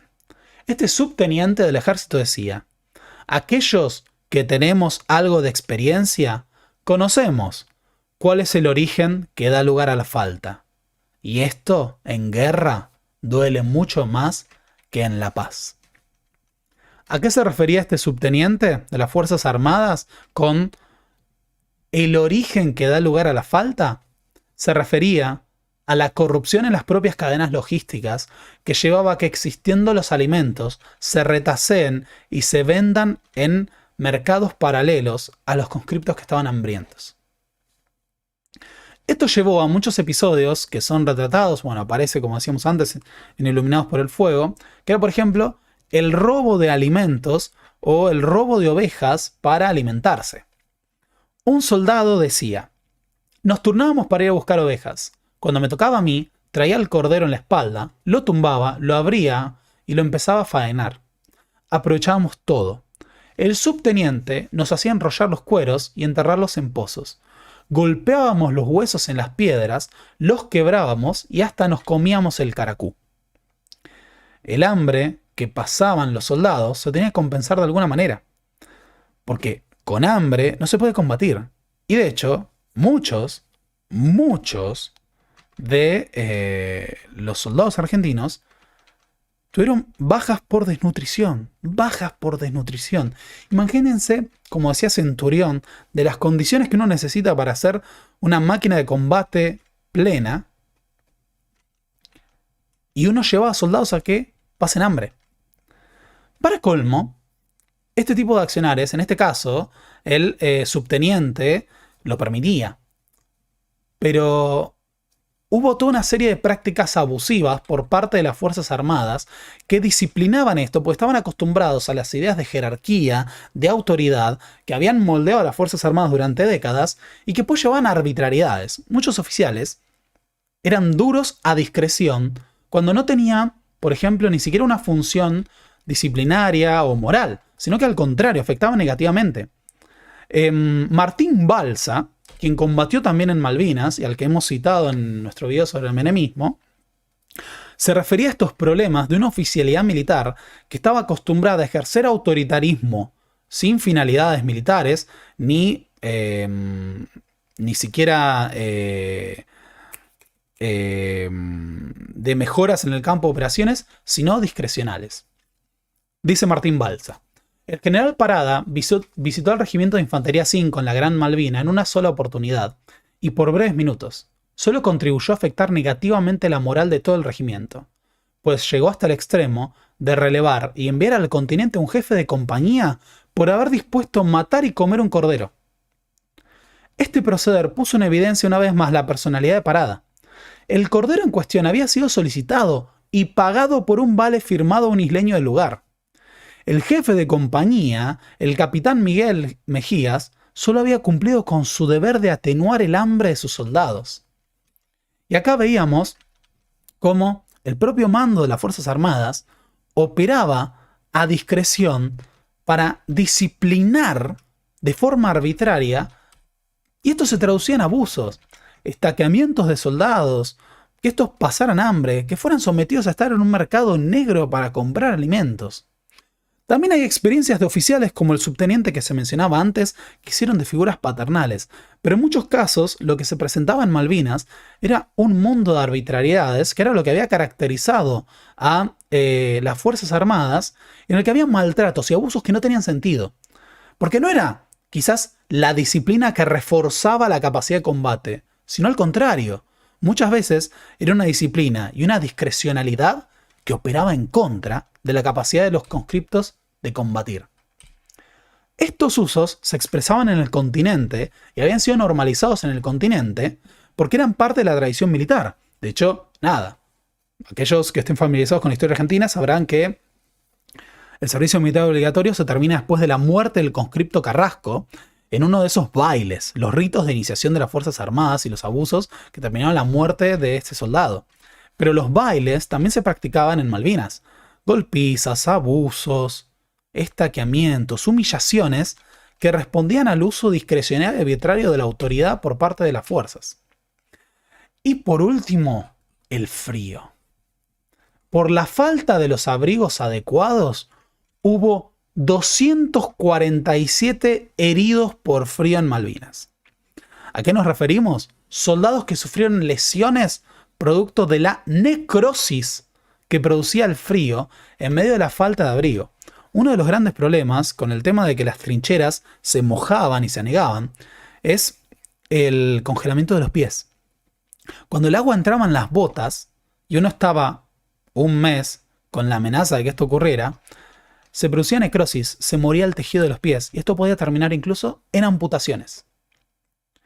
O sea, por las fallas logísticas hubo 247 heridas por frío en Malvinas. Piensen en el número.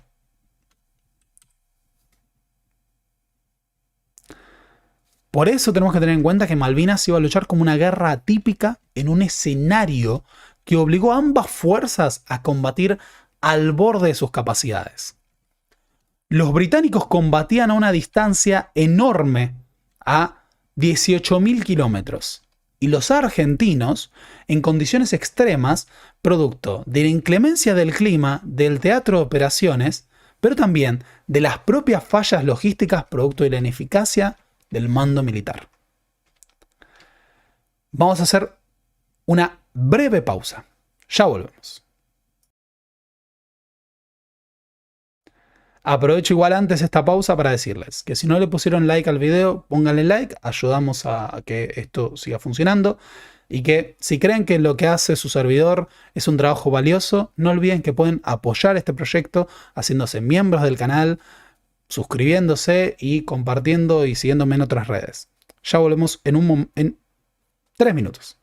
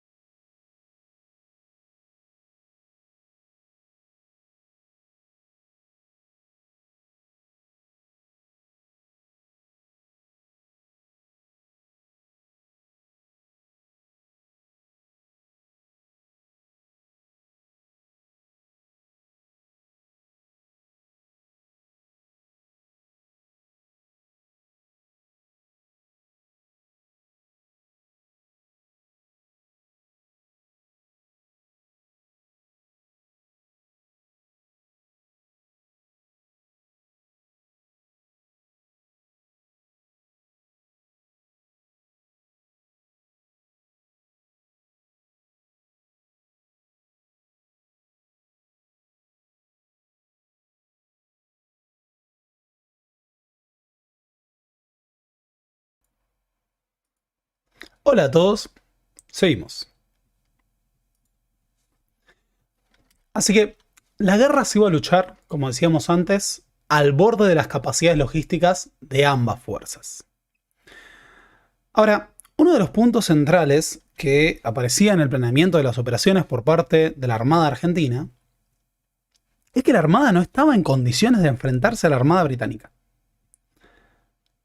Era la tercera flota más poderosa del mundo contra una flota de un país que tenía armamento más antiguo, que a pesar del reacondicionamiento no podía compatibilizar muchos de los sistemas de armas con sus propios buques,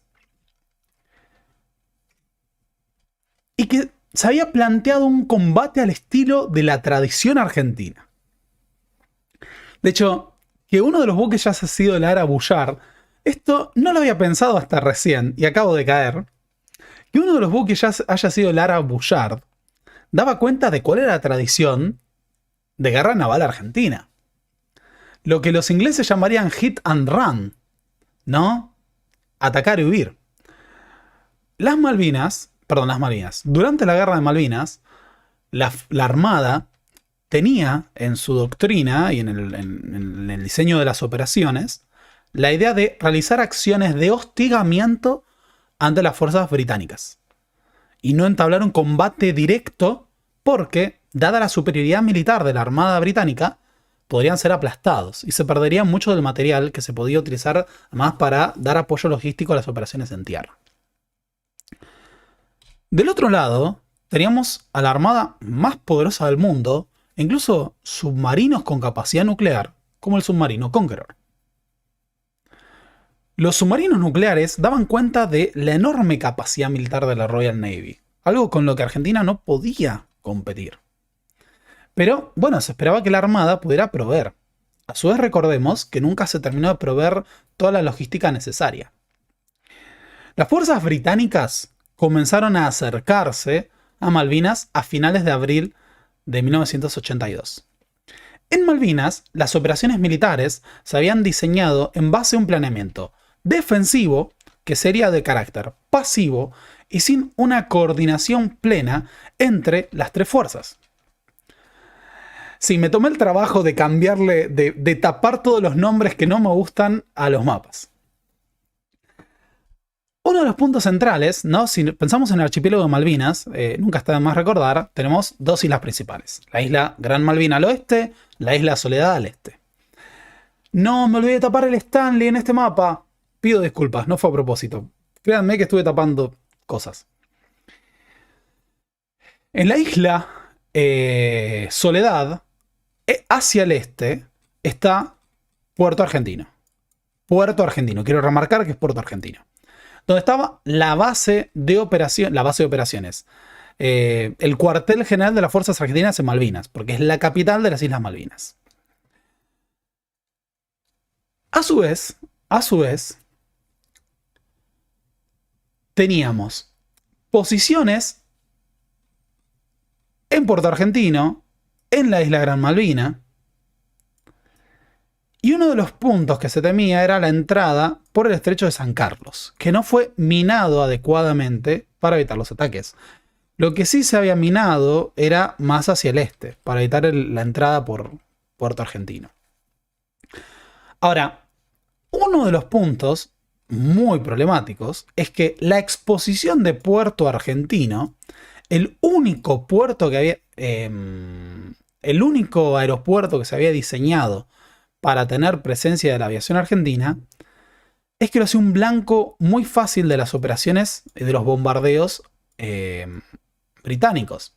Lo que obligaría a que las bases aéreas o la Fuerza Aérea Argentina del Comando Aéreo Estratégico tenga que operar desde el continente, con un límite. El radio de capacidad llegaba apenas hasta las cercanías de Puerto Argentino. ¿Qué quería decir esto? Que si se alejaban un poco, los miembros de la Royal Navy podían estar a tiro de sus operaciones sobre Puerto Argentino, pero fuera del alcance de la aviación argentina. Dado que el ingreso de las fuerzas británicas se va a hacer tomando puntos estratégicos, lo primero que van a hacer es atacar las Islas Georgias. En las Islas Georgias, los comandos de Astiz fueron rápidamente rodeados y bombardeados por la Royal Navy, mientras comandos de marina británicos tomaban las islas. Finalmente, habiendo sufrido un único herido en sus fuerzas, Astiz se rindió a los ingleses sin ofrecer un combate real, rodeado y superado.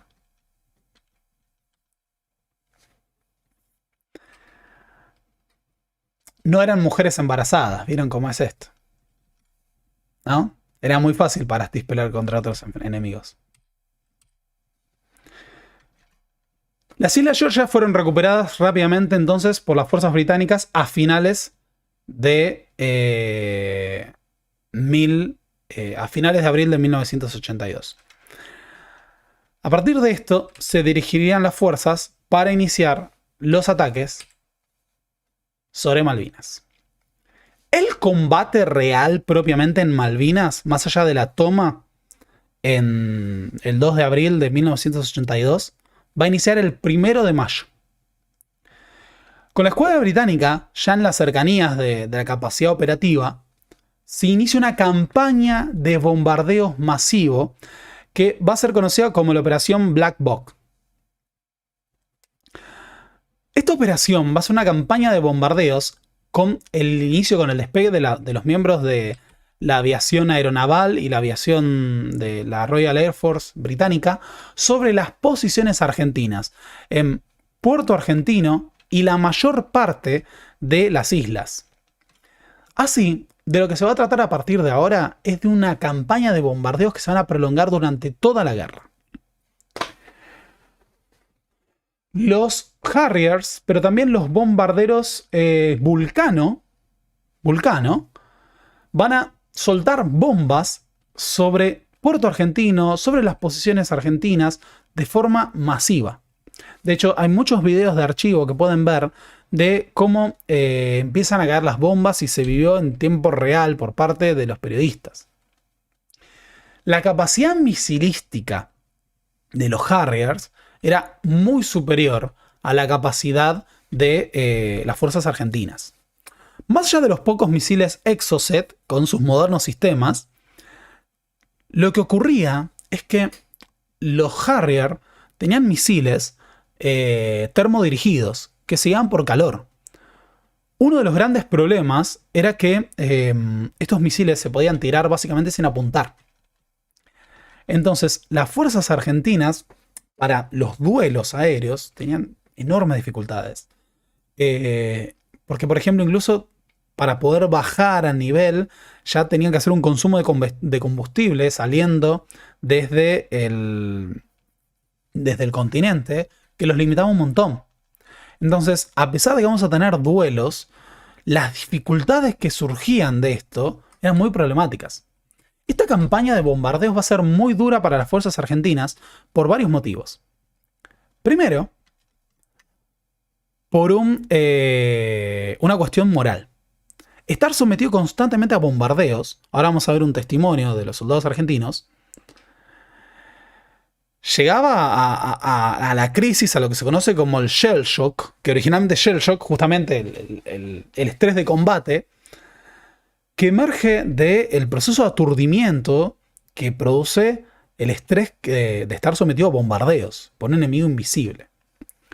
Pero también el otro gran problema es que la campaña de bombardeos británicos condenó una pasividad absoluta a las fuerzas argentinas que, en medio de ese despliegue defensivo que no preveía la iniciativa por parte de los argentinos, no se podían desplazar ni con vehículos ni con el material entre las posiciones. Lo que ocurría era que cada posición permanecía aislada,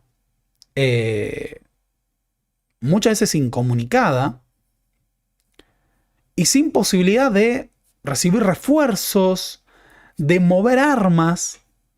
Por eso la posición se volvió aún más pasiva y más parecido, como decíamos antes, a una Primera Guerra Mundial, en la cual las bombas caían y uno estaba sometido al estrés del shell shock, producto del ataque de un enemigo invisible.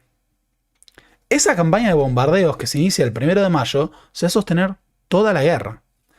A tal punto que, no me acuerdo si lo anoté acá, pero el 70% de las heridas, de los heridos argentinos, son por ataques de artillería y bombardeos. Para tratar de sopesar esto, las fuerzas argentinas van a hacer uso de las misiones aéreas de sus distintos aviones. Decíamos antes, los Douglas, los Super Standard, los Mirage, que van a lanzarse a enfrentar a la Royal Air Force en lo que fue la mayor batalla aérea prácticamente de la segunda mitad del siglo XX. Del último cuarto del siglo XX seguro, fue el único duelo aéreo con aviación moderna y también no tan moderna por parte de las fuerzas argentinas, que tenían una enorme dificultad porque cuando se produce el bombardeo Puerto Argentino, se imposibilita la capacidad de operar de la Fuerza Aérea Argentina en la pista que estaba concebida más para aterrizaje como base de operaciones. Entonces, a partir de ahora, la Fuerza Aérea Argentina tiene que operar desde el continente, con el gran problema de que cuando vemos las bases, aparece la otra cara, que es que el combustible era el suficiente para llegar, operar unos minutos y volver.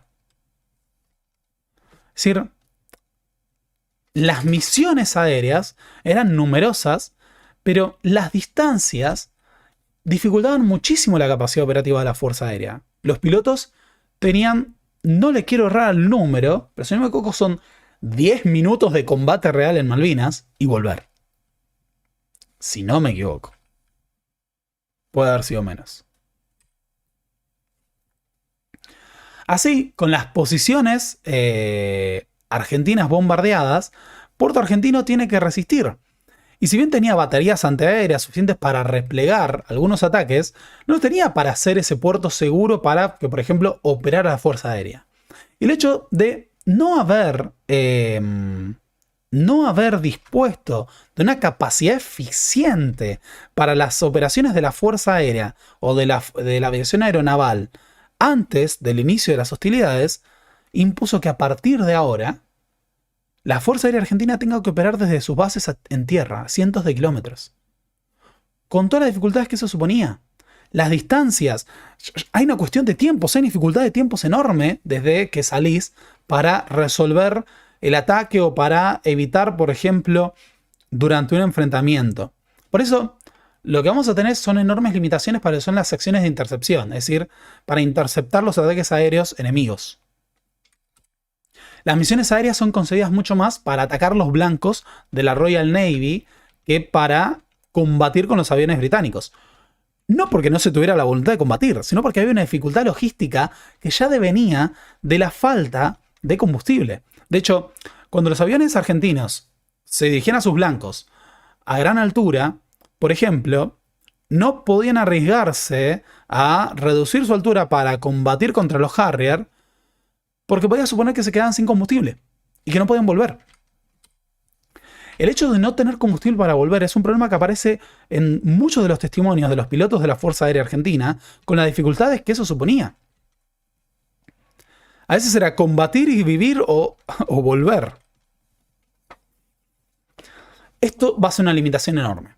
Así todo, la Fuerza Aérea Argentina va a operar una y otra vez para diezmar a las fuerzas británicas. El otro gran problema era el tema de los sistemas de armas. Los sistemas de armas que no habían podido ser modernizados a tiempo, llevan a que las misiones, además, se tuvieron que hacer con la dificultad logística de que no tenías los radares modernos del Reino Unido que permitían detectar a los aviones argentinos antes de tiempo, y los sistemas de defensa antiaéreo de los buques los podían destruir. Los misiles Exocet los tenían en números reducidos, una tecnología ultramoderna y eficiente que permitía ataques a larga distancia, pero que no se iban a poder usar en gran número. Y las bombas estaban pensadas para ser arrojadas a una altura mayor, porque eran bombas antiguas, y no se llegaban a armar, es decir, no llegaba a accionarse la espoleta que explotaba. Entonces, estas acciones que muchas veces se refieren, los aviones argentinos que volaban al ras del mar, incluso chocando con el oleaje, para poder atacar a los buques británicos sin ser detectados, se hacían con la dificultad de que los sistemas de armas les impedían que esos ataques fueran todo lo eficientes que podrían haber sido. La mayoría de las bombas argentinas que cayeron sobre los buques ingleses no explotaban. No es un argumento para decir, oh, las fuerzas aéreas argentinas era increíble, pero no, es real esto. Está registrado por los propios británicos. Las bombas no explotaban porque no estaban preparadas para ser arrojadas a una altura tan baja. Por eso era un desafío enorme el de la Fuerza Aérea. Operar a largas distancias para tratar de enfrentar a la escuadra británica superior en tecnología, con aviones superiores en armamento, con misiones de tiempo reducido. Ahora, a lo largo del 1 y 2 de mayo, el otro actor que estaba cerca era el crucero General Belgrano. El crucero General Belgrano venía operando fuera de la zona de exclusión. Es decir, fuera de la zona que unilateralmente Margaret Thatcher había definido como el espacio del teatro de operaciones en el que se podía producir el hundimiento de los buques argentinos. El Ara General Belgrano era un crucero que fue construido, un buque que fue construido y que combatió en la Segunda Guerra Mundial. Estuvo en Pearl Harbor. Merece un video por sí mismo la historia del Ara General Belgrano. Y durante la guerra entró en operaciones, estuvo también en la Revolución Libertadora, fue el buque insignia de Isaac Rojas. Creo que lo explicamos en el video de la Revolución Libertadora. Era un buque que tenía 1000 tripulantes, era una verdadera máquina, era el buque de la Armada Argentina, no uno de los, el buque de la Armada Argentina. Pero venía siendo seguido por el submarino con capacidad nuclear Conqueror. Ese buque se encontraba no solo operando fuera de la zona de exclusión, sino retirándose del teatro de operaciones. Estaba dirigiendo al continente. Recordemos que la Armada Argentina no buscaba, como su doctrina para la Guerra de Malvinas, el enfrentamiento directo con la Royal Navy, porque la superioridad abrumadora de la Royal Navy los podría haber destruido. En este contexto, el submarino Conqueror va a lanzar, después de haber seguido durante 30 horas fuera de la zona de exclusión al Ara General Belgrano, el 2 de mayo va a lanzar 2 torpedos al buque argentino. Esos 2 torpedos van a producir el hundimiento del buque General Belgrano el 2 de mayo de 1982. Fuera de la zona de exclusión. Es decir, fuera del teatro en el que estaba habilitado el hundimiento de barcos. Había 1000 tripulantes en el crucero General Belgrano. Durante su hundimiento van a morir 323 soldados. La mitad de las bajas argentinas durante toda la Guerra de Malvinas tuvo lugar en este acto que para muchos inaugura la guerra.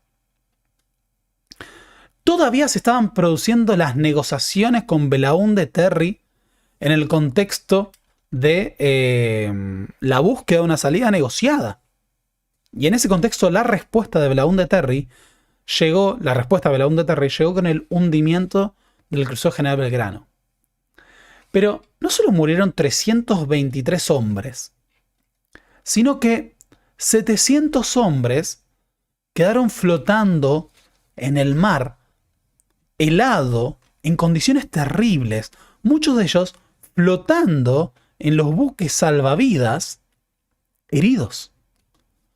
Porque muchos de ellos fueron llevados por sus compañeros heridos, rescatados, pero quedaban flotando en intemperie cuando por la noche hacía menos 20 grados.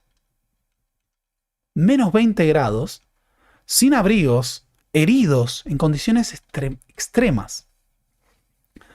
Es un testimonio muy duro. Uno de los sobrevivientes del hundimiento del Ara General Belgrano decía: estábamos empapados, ateridos de frío. Tratábamos de acomodarnos como se podía, sentados muy juntos, codo con codo, las piernas dobladas sobre el cuerpo acalambrado, y el miedo, y la desesperación, y los heridos que luchaban por sobrevivir. Tendido sobre nuestras rodillas iba el suboficial Ávila, que había sufrido tremendas quemaduras. No daba más, gemía continuamente. Cada movimiento, cada gota de agua salada que apenas lo rozaba era suficiente para que estallara en gritos de dolor. Nos suplicaba: tírenme, háganme cualquier cosa, ya no doy más. Pero ¿qué podíamos hacer? No teníamos nada para ponerle sobre las sangrantes ampollas. Ni siquiera podíamos mover las manos. Un soldado tenía quemada la cara. Iba con la cabeza baja, tratando de taparse las heridas con el brazo como una forma de protegerlas y evitar más sufrimiento. Y también sentado y sostenido por nosotros, llevamos a un compañero que había muerto unos momentos antes. La noche se hizo eterna. Los rezos, los gemidos, los huesos entumecidos, todo se confundía. Todo formaba parte de la agonía compartida. El viento arqueaba la balsa y la lluvia no cesaba de castigarla con fuerza. La fe era el único generador de confianza, pero por momentos flaqueaba. ¿Dios nos estaba mirando? La espera se tornaba interminable. ¿Dónde se encontraban los que nos tenían que rescatar? ¿Cuánto tiempo más podríamos aguantar? Nadie dormía. Ni siquiera nos permitíamos cerrar los ojos. La tensión era total. Siempre atentos a cualquier ruido que nos pudiera indicar que habían venido por nosotros. La mirada fija en el techo de la balsa, esperando una luz que nos manifestara que todavía era posible la vida. Las tareas de rescate ante el hundimiento del crucero Ara General Belgrano duraron horas y horas. En ese contexto, fueron rescatados la mayoría de los tripulantes, pero en condiciones espantosas. Esa fue la respuesta para Fernando Belaúnde Terry en sus últimos intentos de negociación. En los días siguientes, Margaret Thatcher fue cuestionada por el hundimiento del Ara General Belgrano, fuera del área de exclusión. En los días siguientes, con posterioridad, por una periodista británica que le cuestionó el hundimiento. Y en vivo y en directo, primero Margaret Thatcher miente diciendo que estaba dirigiéndose del continente a las islas, luego se desdice cuando le demuestran que eso era mentira y el buque se estaba retirando. Y dice una y otra vez: cuando fue hundida esa nave fue descubierto como un peligro para nuestras naves. Una y otra vez justificó el hundimiento, que constituyó un crimen de guerra, diciendo que esa nave ponía en peligro a nuestros muchachos. Margaret Thatcher fue cuestionada hasta en el Reino Unido por el hundimiento del crucero General Belgrano. No solo un crimen de guerra, sino la causa de la muerte de la mitad de los soldados argentinos que murieron en Malvinas. Los días siguientes, en lo que hoy en día es celebrado como el Día de la Aviación Aeronaval, se decidió tomar represalia con un ataque al destructor HMS Sheffield. Un supertender, pues, sí, un supertender, si no me equivoco, argentino, lanzó un supertender o un Mirage.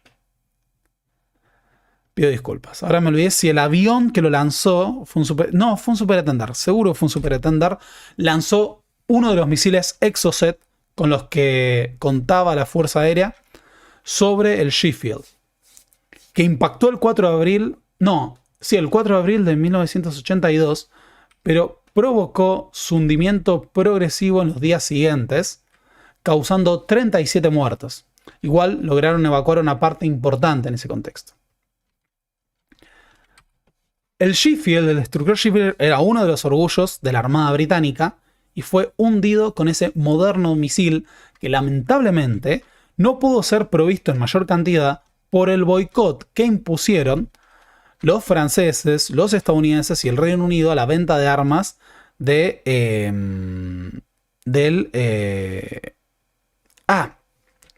del ejército del ejército argentino. Acá me lo dicen, sí, estaba convencido de que era el Super Etender el que lo podía lanzar, pero me vino la duda por un momento. Gracias por la aclaración.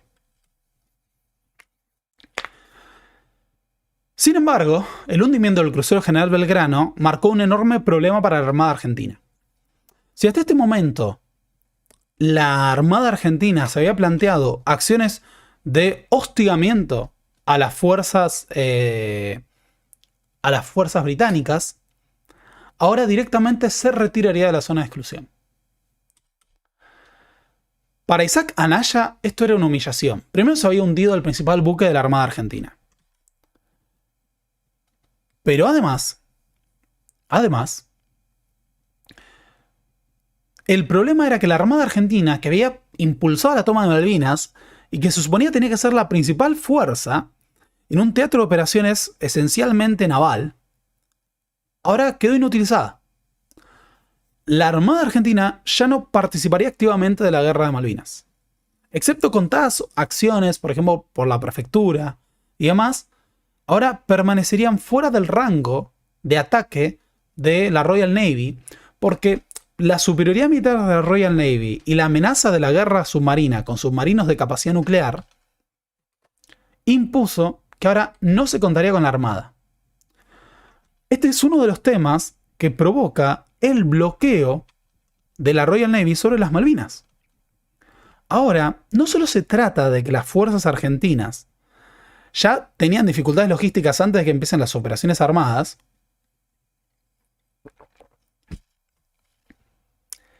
sino que ahora iban a estar bloqueados. Lo que suponía que las provisiones a Argentina tenían que llegar a Malvinas, tenían que llegar por un puente aéreo de la Fuerza Aérea. Con un puente aéreo, eso dificultaba enormemente que lleguen los alimentos y los abrigos.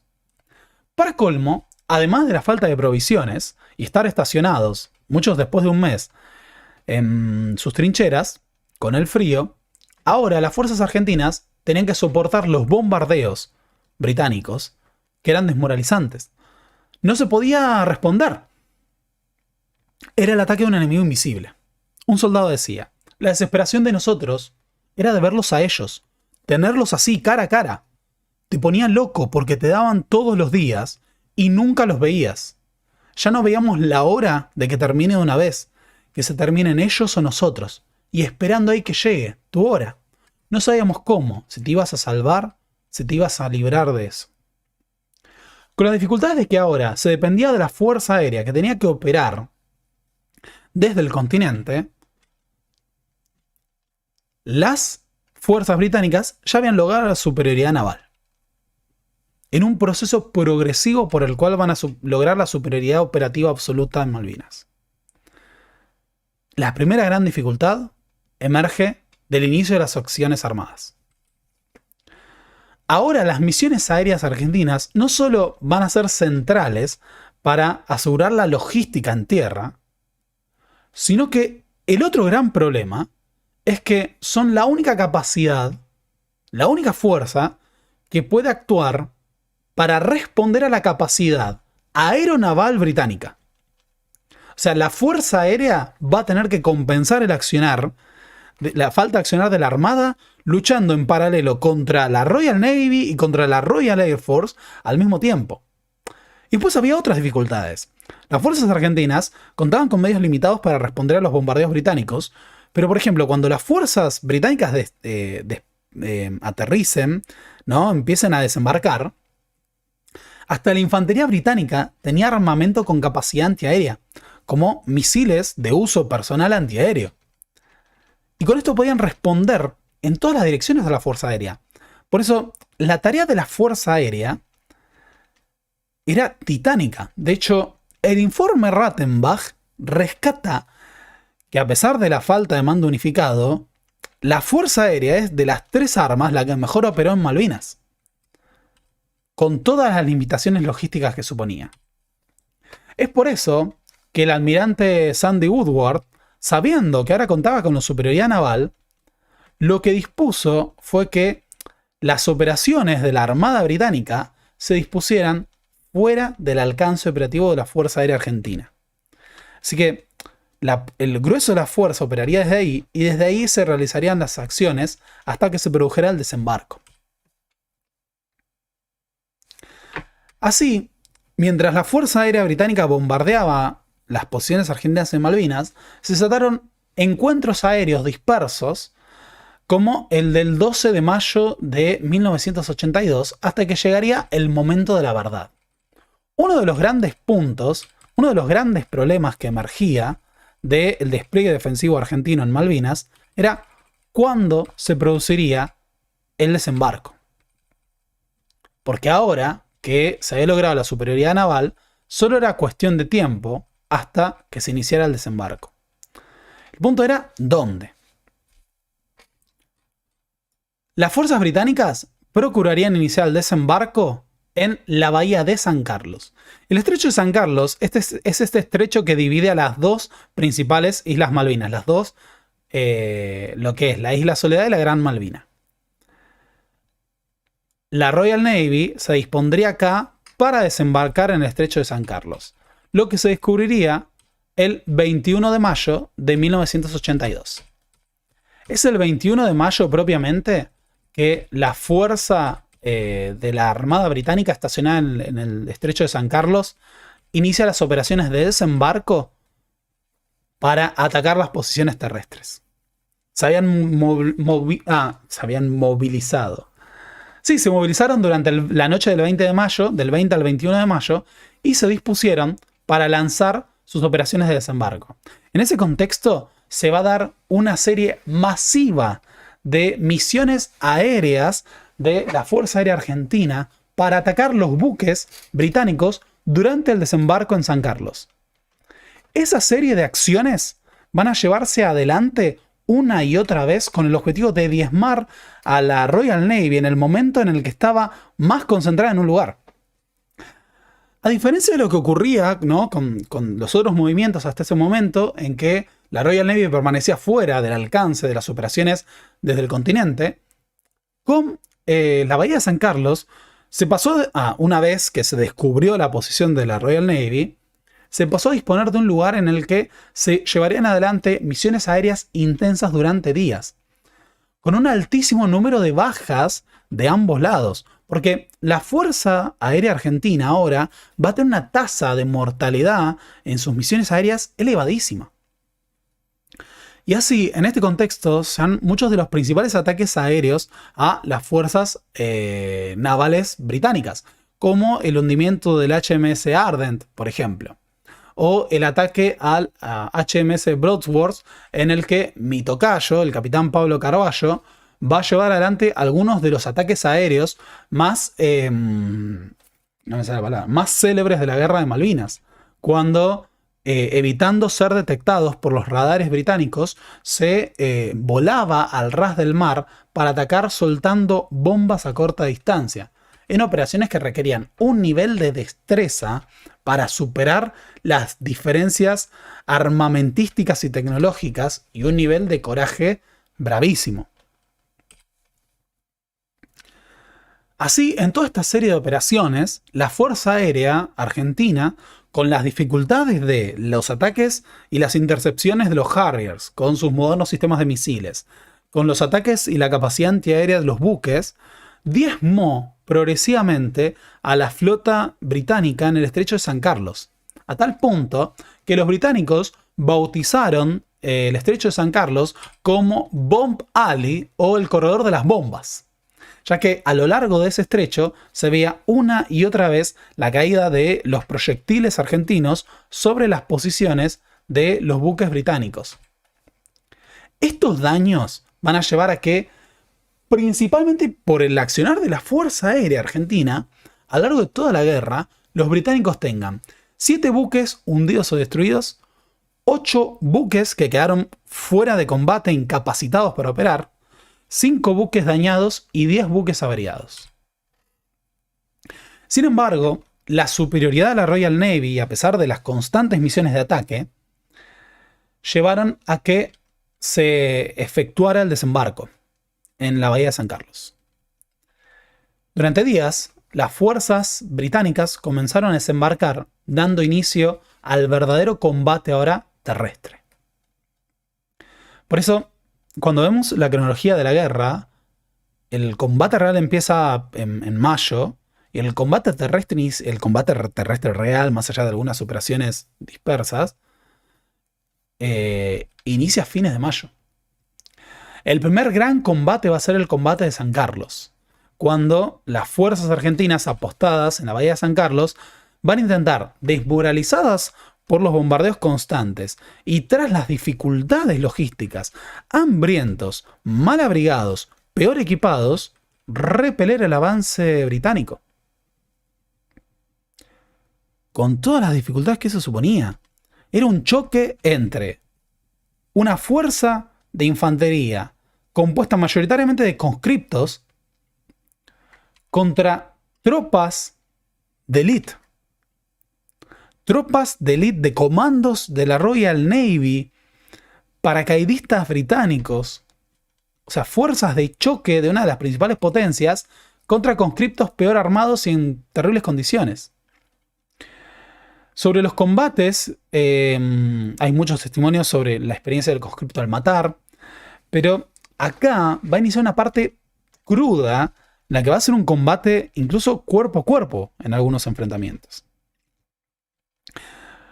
José Omar Ojeda, clase 1963, decía: a veces la forma en que te cuento no es tan duro como vivirlo. Terrible.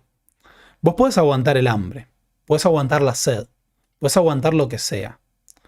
Pero lo que no podés aguantar es ver a tus compañeros tirados, alguno malherido, otro en pedazos. Es terrible.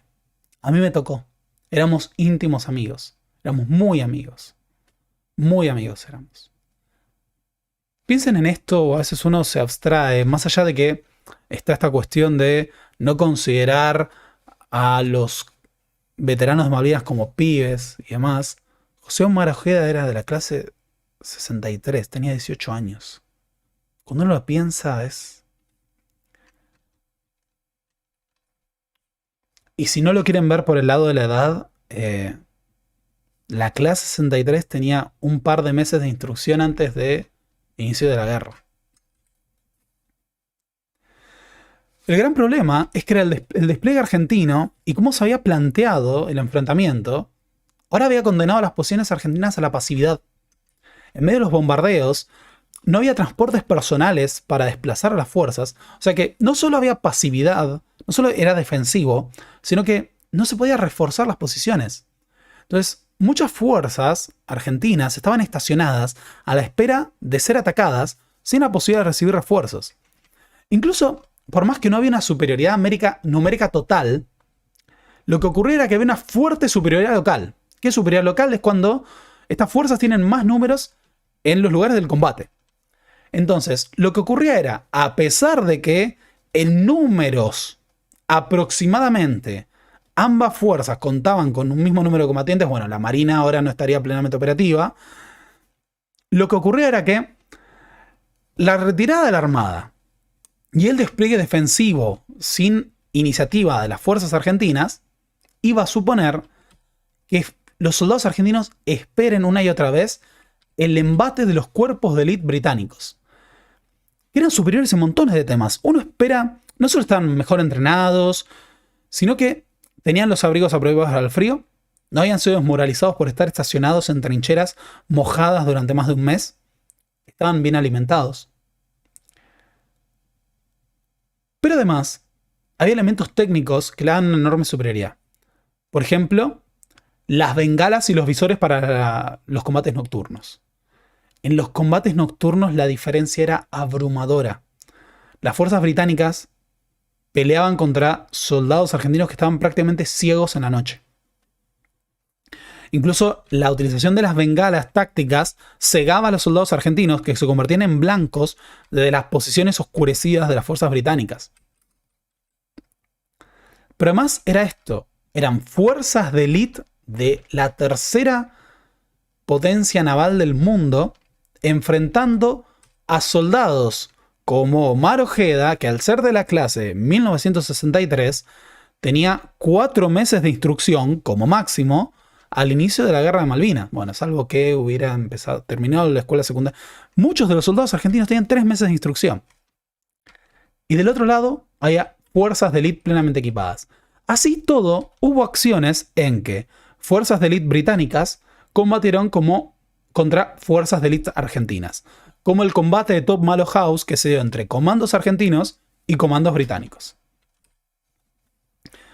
Entre las principales batallas de la Guerra de Malvinas en tierra se destacan 2 antes del combate de Puerto Argentino. Uno es el combate de Darwin, también llamado combate o batalla de Pradera del Ganso, y llamada por los británicos combate de Goose Green. Este combate duró 36 horas entre las fuerzas argentinas y las fuerzas británicas. Esto se dio en las proximidades de la bahía de San Carlos, una vez que las fuerzas británicas ya avanzaban sobre tierra. En este duro combate, las fuerzas británicas van a combatir con armas de élite, aprovechando la oscuridad en la noche con sus visores y sus bengalas sobre las posiciones argentinas, diezmándolas. Durante el combate de Pradera del Ganso, las fuerzas británicas tuvieron 17 bajas, pero las fuerzas argentinas tuvieron 47.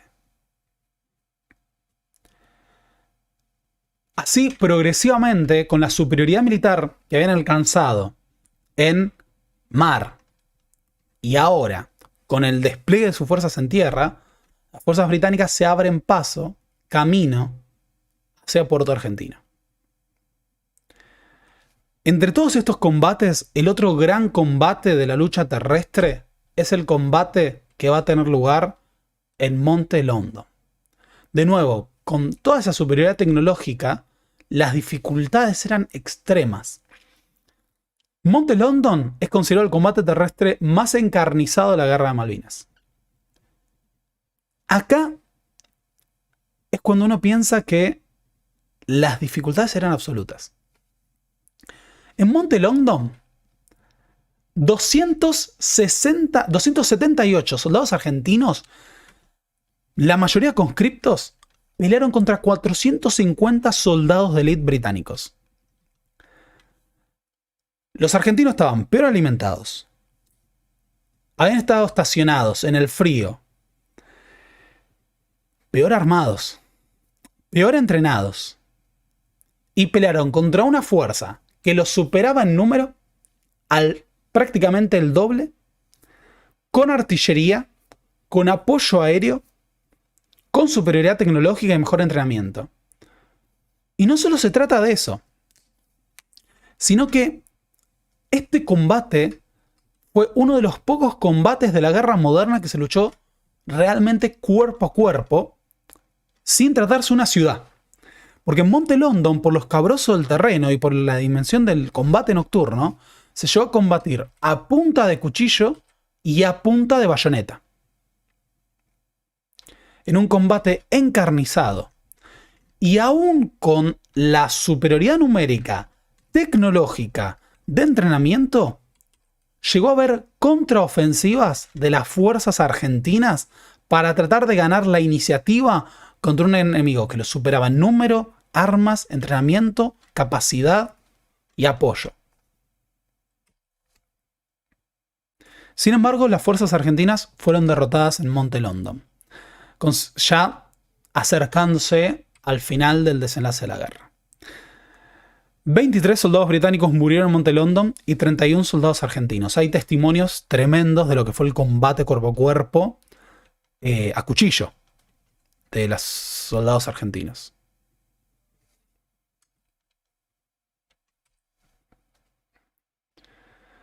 Cada vez más prisioneros quedaban en manos de los británicos mientras se dirigían en la marcha final a Puerto Argentino.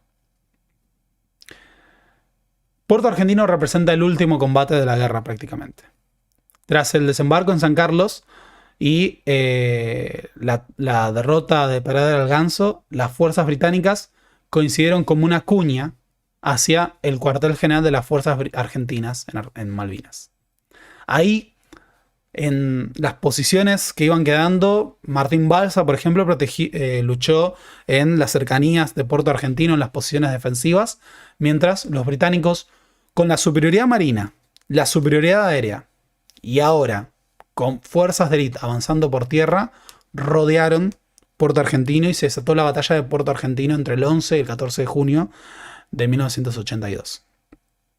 A esta altura de circunstancias, las fuerzas británicas podían bombardear las posiciones argentinas a discreción, mientras las rodeaban con su superioridad militar. Uno de los temas que empezó a aparecer es que las fuerzas argentinas estaban aisladas, tan mal alimentadas, no tenían los abrigos, empezaban a quedarse sin las municiones de las principales armas, no podían recibir un apoyo eficiente desde tierra, desde el continente, no podían ser reforzadas de forma marítima. Y para colmo, el combate se empezaba a producir en básicamente la única población realmente importante de las Malvinas, que era Puerto Argentino. Con el riesgo de que no solo iban a morir civiles, sino que los soldados argentinos ya no iban a tener capacidad de respuesta contra los británicos. En ese contexto, empieza el escenario de pensar la rendición.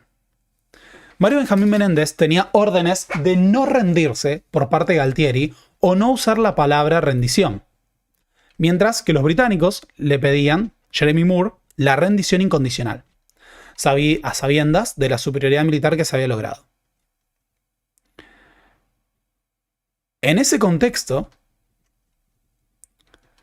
Mario Benjamín Menéndez dialoga ante el riesgo de que las fuerzas argentinas en Puerto Argentino sean masacradas. Ha habido muchos debates por parte de los veteranos de esto, porque muchos querían seguir combatiendo y ganar.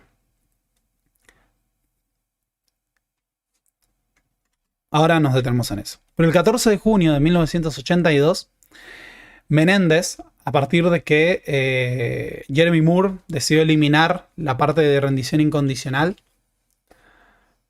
firmó la rendición de las fuerzas argentinas en Malvinas. Hay muchos debates sobre si la guerra se podía ganar. Las fuerzas argentinas combatieron con mucho valor y hubo montones de bajas en las fuerzas británicas.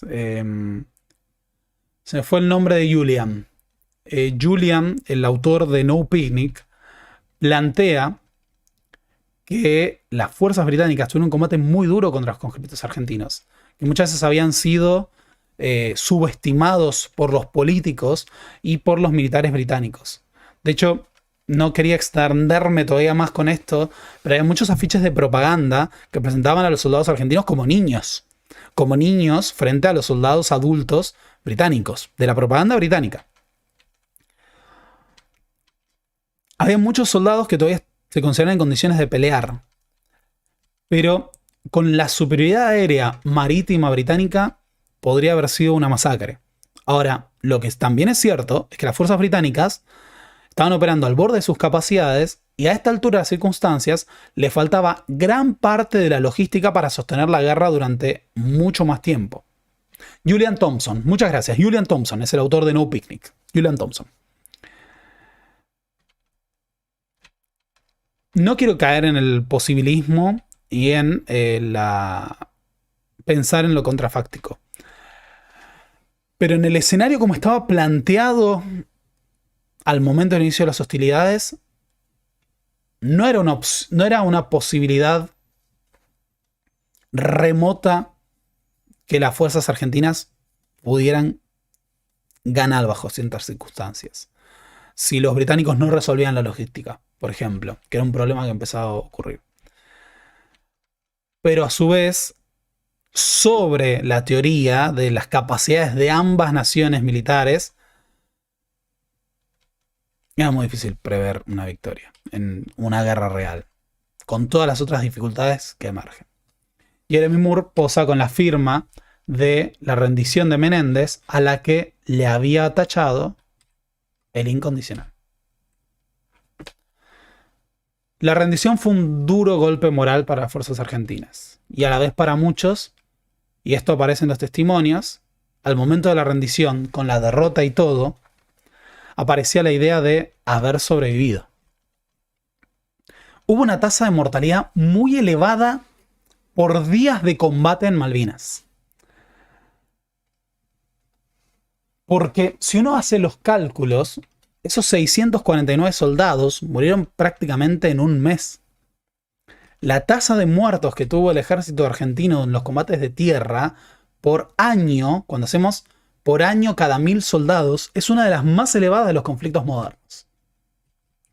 Por eso, uno de los temores que emerge es el miedo de que podría haber sido una masacre si se seguía combatiendo en Puerto Argentino.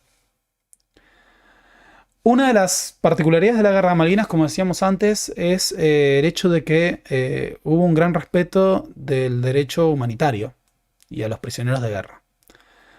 Incluso llegó a haber testimonios de soldados argentinos que pudieron recibir mejor alimentación a partir de caer prisioneros. Así todo, el proceso de caer prisioneros de los británicos fue un proceso traumático hasta su traslado a la tierra y con todo lo que había supuesto.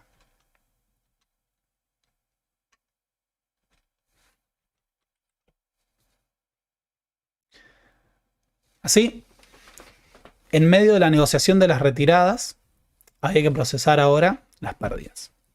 649 soldados argentinos murieron en Malvinas. De esos 649, 323 murieron durante el hundimiento del crucero Ara General Belgrano. Lo que supone que ese crimen de guerra representó la mitad del total de los muertos argentinos en el conflicto. Pero además de los 649 soldados argentinos muertos, hubo 657 soldados heridos. Y acá tenemos que considerar, además, los que tuvieron consecuencias por la desnutrición y por el frío. A esto vamos a sumar que al menos 300 soldados argentinos se suicidaron después de la guerra. Las fuerzas británicas sufrieron 252 muertos y 777 heridos. A lo que hay que sumar 3 isleños que murieron. Solo no estoy diciendo esto porque quiero caer en el contrafáctico de se podía ganar. Si nosotros quitáramos de la ecuación a los 323 hombres que mueren en el crucero, en el hundimiento del crucero General Belgrano, que fueron producto de un ataque a traición fuera de la zona de exclusión, los números totales de las bajas argentinas con las británicas son muy similares. A pesar de los enormes medios logísticos que los británicos tuvieron. En los últimos momentos del combate de Puerto Argentino, de los registros que se obtienen de lo que es los hospitales de campaña son espantosos. Esto me acuerdo que cuando era chico y vi Iluminados por el Fuego, me acuerdo que era una escena que a todo te comía la cabeza, la representación de ese escenario, pero en los registros son desesperados porque faltaba toda la logística para las intervenciones. Así que lo que se hizo para salvar o atenuar el dolor de los soldados argentinos en la última parte del combate de Puerto Argentino debe haber sido realmente desesperante. Pero a la derrota seguiría el gran problema de la desmalvinización. La desmalvinización no inició con la democracia, inició con la dictadura. Una cuestión muy sencilla. La dictadura había llevado al país con un aire triunfalista la guerra contra el Reino Unido a partir de la instrumentalización de una causa nacional que es realmente legítima y había perdido. Galtieri había dado la bravuconada de si quieren venir, que vengan, les presentaremos batalla. Y ahora tiene que comunicar que el combate de Puerto Argentino ha finalizado y las fuerzas argentinas se han rendido. Igual hablaba de que no se habían rendido y demás. La derrota de Malvinas marcó la derrota final de la dictadura. Después del amarillismo y la especulación de la política de relaciones públicas y comunicación de la dictadura y sus medios afines, y el triunfalismo de la manipulación mediática del estamos ganando, que incluso desde el continente en la Patagonia se podía desmentir, ahora enfrentaba la dura realidad de la derrota.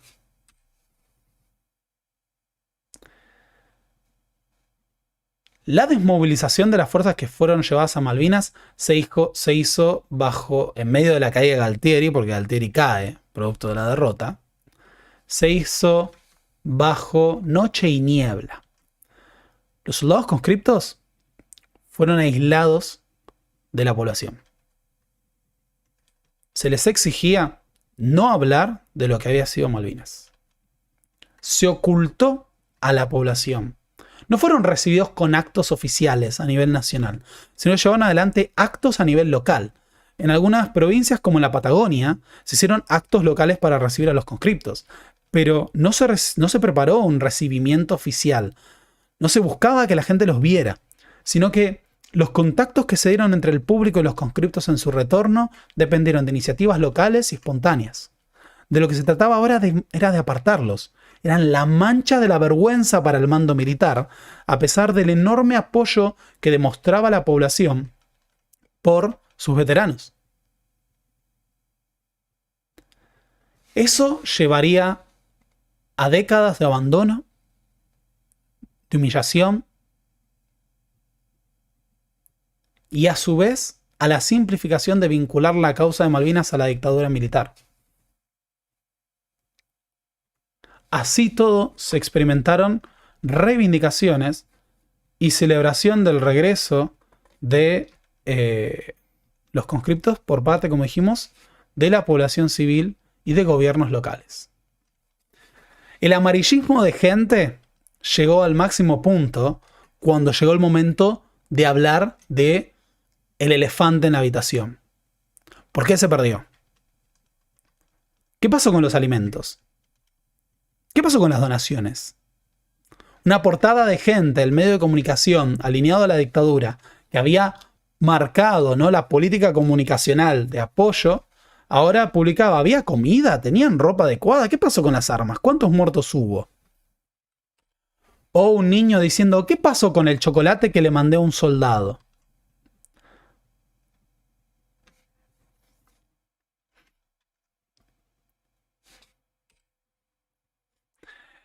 El informe Rattenbach fue elaborado por el gobierno de Viñone y Benjamín Rattenbach a partir de la necesidad de analizar qué había ocurrido en Malvinas. El informe fue el producto de una comisión elaborada y conformada por la propia Junta Militar con el objetivo de dilucidar cuáles eran las responsabilidades políticas y militares del conflicto. Como tal, el informe obtuvo conclusiones muy categóricas. El alto mando militar había actuado con pericia, falta de profesionalismo, obsecuencia. Había actuado de la mano de un cálculo y una especulación política que le llevó a una actitud irreflexiva producto de caer en las consecuencias de su propia campaña comunicacional. Es decir, las propias fuerzas armadas, en su uso de una campaña comunicacional de desinformación sobre la guerra, llegaron a creerse su propia mentira sobre el curso de las acciones. Hubo falta de coordinación entre las fuerzas. Se llevaron adelante abusos contra los conscriptos. Hubo fallas logísticas producto de la impericia militar que derivaron en casos de desnutrición y bajas por las condiciones del frío. Por todo esto, entre otras cosas, el informe Rattenbach concluye que Galtieri podría haber recibido la pena de muerte en una corte marcial. Por todo esto y por lo duro que resultaban las conclusiones del informe Rattenbach, fue clasificado y sellado como secreto de Estado durante 30 años. Recién en 2012 fue desclasificado por el gobierno de Cristina Fernández de Kirchner y estuvo a disposición de los investigadores y de los jueces para impulsar, por ejemplo, juicios por los abusos cometidos por oficiales contra los conscriptos durante la Guerra de Malvinas. La Guerra de Malvinas fue la guerra de nuestra historia contemporánea. Fue la guerra de nuestro pasado reciente. Como tal, hemos señalado, encierra montones de complejidades de un conflicto que resultó atípico en el escenario de la Guerra Fría, en nuestra propia historia nacional, y en el escenario de la confrontación entre un país sudamericano y una superpotencia. Y sin embargo, la Guerra de Malvinas forma parte de nuestra identidad nacional como un anclaje de lo que es la causa de Malvinas. Una causa legítima por la reivindicación de nuestra soberanía sobre las islas. Esa causa precedía a las Fuerzas Armadas, precedía a la toma del poder por parte de los militares y a la guerra de 1982. Por eso, la dictadura pretendió instrumentalizar la causa de Malvinas en favor de sus propios intereses. Y debido a eso, una de las tareas fundamentales de mantener vigente el reclamo legítimo sobre la causa Malvinas es entender que es una causa que trasciende la guerra de 1982, que es central en nuestra historia reciente, pero nuestra historia con Malvinas tiene raíces aún más profundas y va más allá de la impericia, la falta de profesionalismo y el cálculo político de una dictadura atroz. Por eso, no es reivindicar la dictadura, rendir homenaje sobre todo a los combatientes conscriptos que fueron a pelear a Malvinas. Y, categóricamente, hay que afirmar, las Malvinas fueron, son y serán argentinas. Honor y gloria a nuestros soldados caídos, y algún día vamos a poder visitarlos como pueblo en territorio argentino, donde están enterrados al día de hoy. Muchas gracias por haber visto hasta acá. Espero que les haya gustado. Yo quise tomarme esto con mucha responsabilidad y todo el trabajo que se pudiera. En otro contexto, vamos a retomar la historia general de la Argentina con las Islas Malvinas para hablar de otras dimensiones detrás de nuestra vinculación con las islas, el periodo posterior a la guerra y demás. Pero con esto vamos a dejar acá. Las Malvinas son argentinas. Espero que os haya gustado. Hubo mucho trabajo, sé que es domingo a la noche, es la 1 de la mañana. Pero nada, esto era algo que quería hacer. Este video originalmente lo iba a hacer el año pasado y lo tuve que postergar. Pero nada, si les gustó, ya saben que pueden apoyar este canal, el trabajo que hace su servidor, que está acá para seguir apoyando la divulgación de la historia, tratando de hacer un uso profesional, problemático de la historia, un acercamiento profesional, problemático de la historia, pero con banderas que acá tenemos muy firmes. Por lo demás, esta semana volvemos a nuestra programación y vamos a retomar el ciclo que estábamos haciendo de retorno a descenso a los infiernos. Pero para el día de reafirmación de los derechos argentinos sobre las Islas Malvinas, vamos a retomar el tema, se los prometo. Por lo demás, muchas gracias por haber visto hasta acá.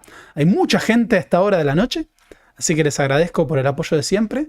No olviden que pueden aportar este espacio para mantenerlo al Profe Borda. Pueden hacerse miembros del canal y ayudamos a que esto siga funcionando. Y nada, nos vemos el miércoles como todos los miércoles y a partir de ahora vamos a tratar de volver a la normalidad. Así que un gran abrazo a todos. Las Malvinas son argentinas.